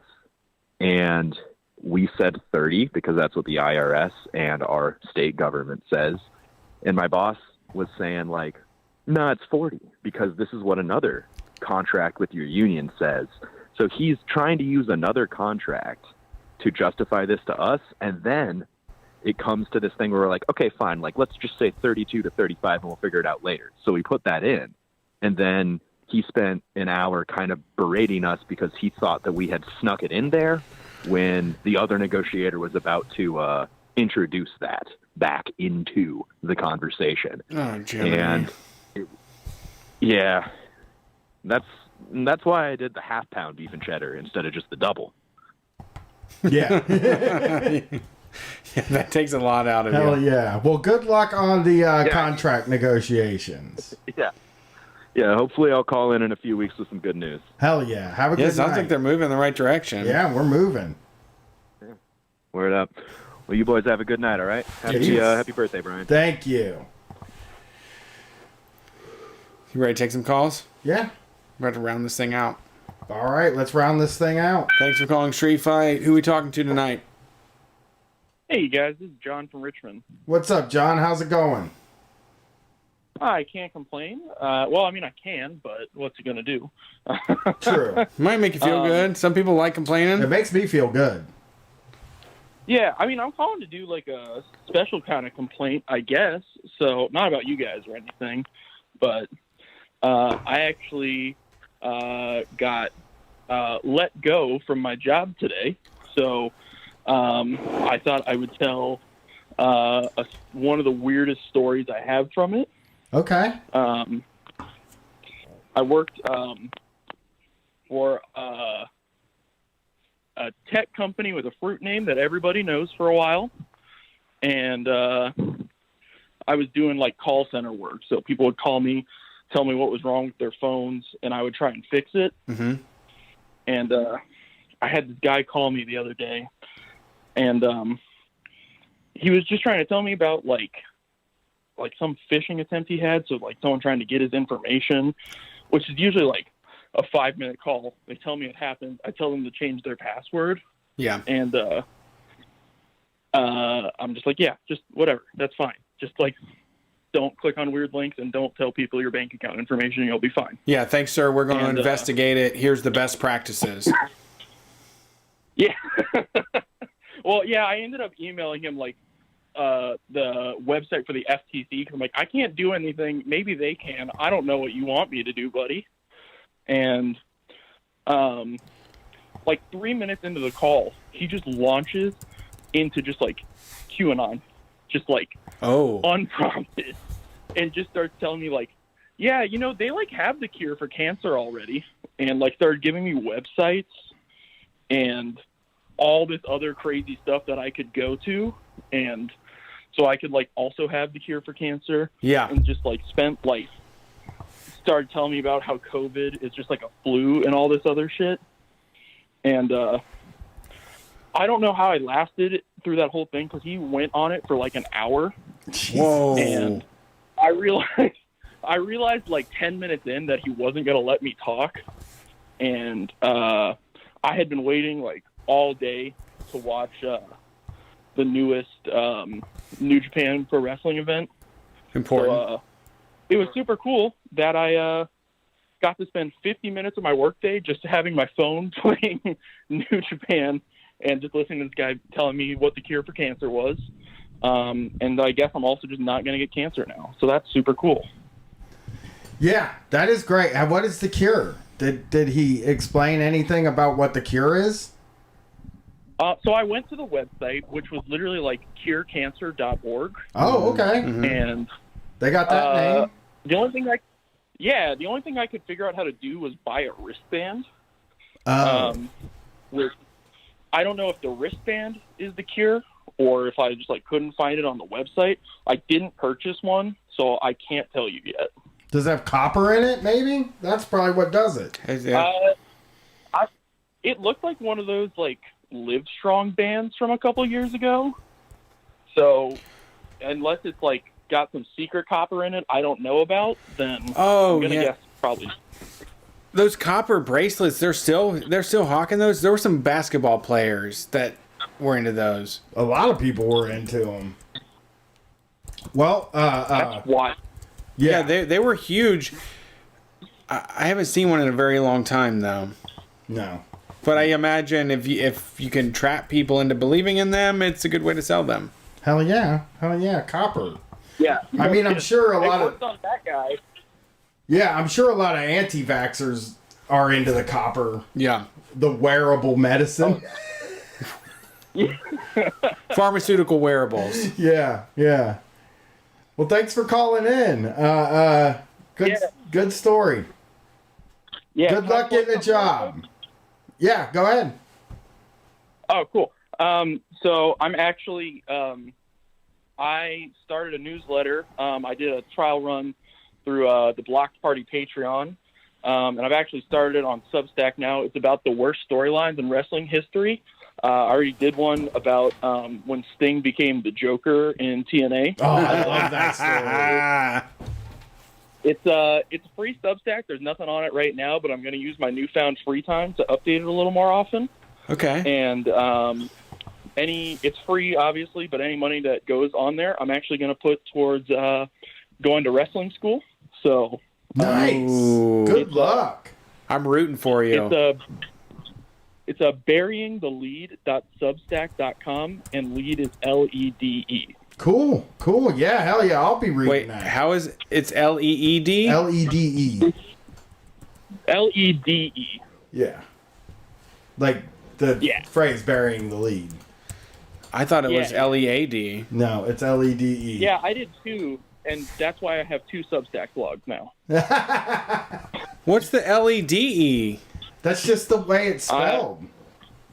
Yeah, that's just what Google told me it was, and I trust Google more than I trust me. The lead is the opening sentence or paragraph of a news article. Yeah, so burying it is putting that in the middle. No, the lead is LEAD. That's what you lead with, which is the most exciting thing of the news article. Okay. That's the lead. Well, there you go. It could also be pronounced lead. Lead. Yeah. Well, thanks for calling in. We'll check that out. I will definitely read that. I love anything about wrestling. I signed up. Bad wrestling. I did sign up. It sounds good. All right. Y'all have a good night. Happy Brian Day. You too. Thank you. Right. Yeah, I've fallen out of watching wrestling, and I'm not a hater and say that it's bad or anything. There's not enough wins. They don't do enough good stuff regularly for me to spend like 25 hours a week watching all the wrestling that there is. Mm-hmm. But when somebody does the history or tells the story, there's so many good stories in there. There's so much stuff that just gets skipped over or isn't part of the nostalgia trap that I feel like you can investigate very easily. Yeah, because they forget about all that old stuff. So, that's they like. When they tell their own history, they don't put the bad shit in there. Right. The bad stuff is what's fun to read about. But it's fun to read about Sting as the Joker. Right. Well, that was the last call of the night. Thanks for calling Street Fight Radio. We appreciate all your input. We'll be back let me get off early next Sunday. We'll be back taking your calls. But if you want to hear from just Brian and I, we're going to do the Basement Show on Wednesday night. You can jump on Facebook, Twitch, Twitter, or YouTube. Twitch, preferably, like we said, twitch.tv/Street Fight Radio is the place to go to watch us live and comment and do all that stuff. We appreciate the input and support, and we'll be back. We don't want to waste too much of your time or sell too much. Just, it's really amazing that we get to do this, and I hope you have a good Brian Day, because you know what? These motherfuckers complaining about January birthdays don't know shit about February birthdays, which are colder and darker than any January birthday, and that's what I rely on. I'm a February birthday, so everything's cold and dark. Brett Day is coming next month. We're Street Fight Radio. Peace.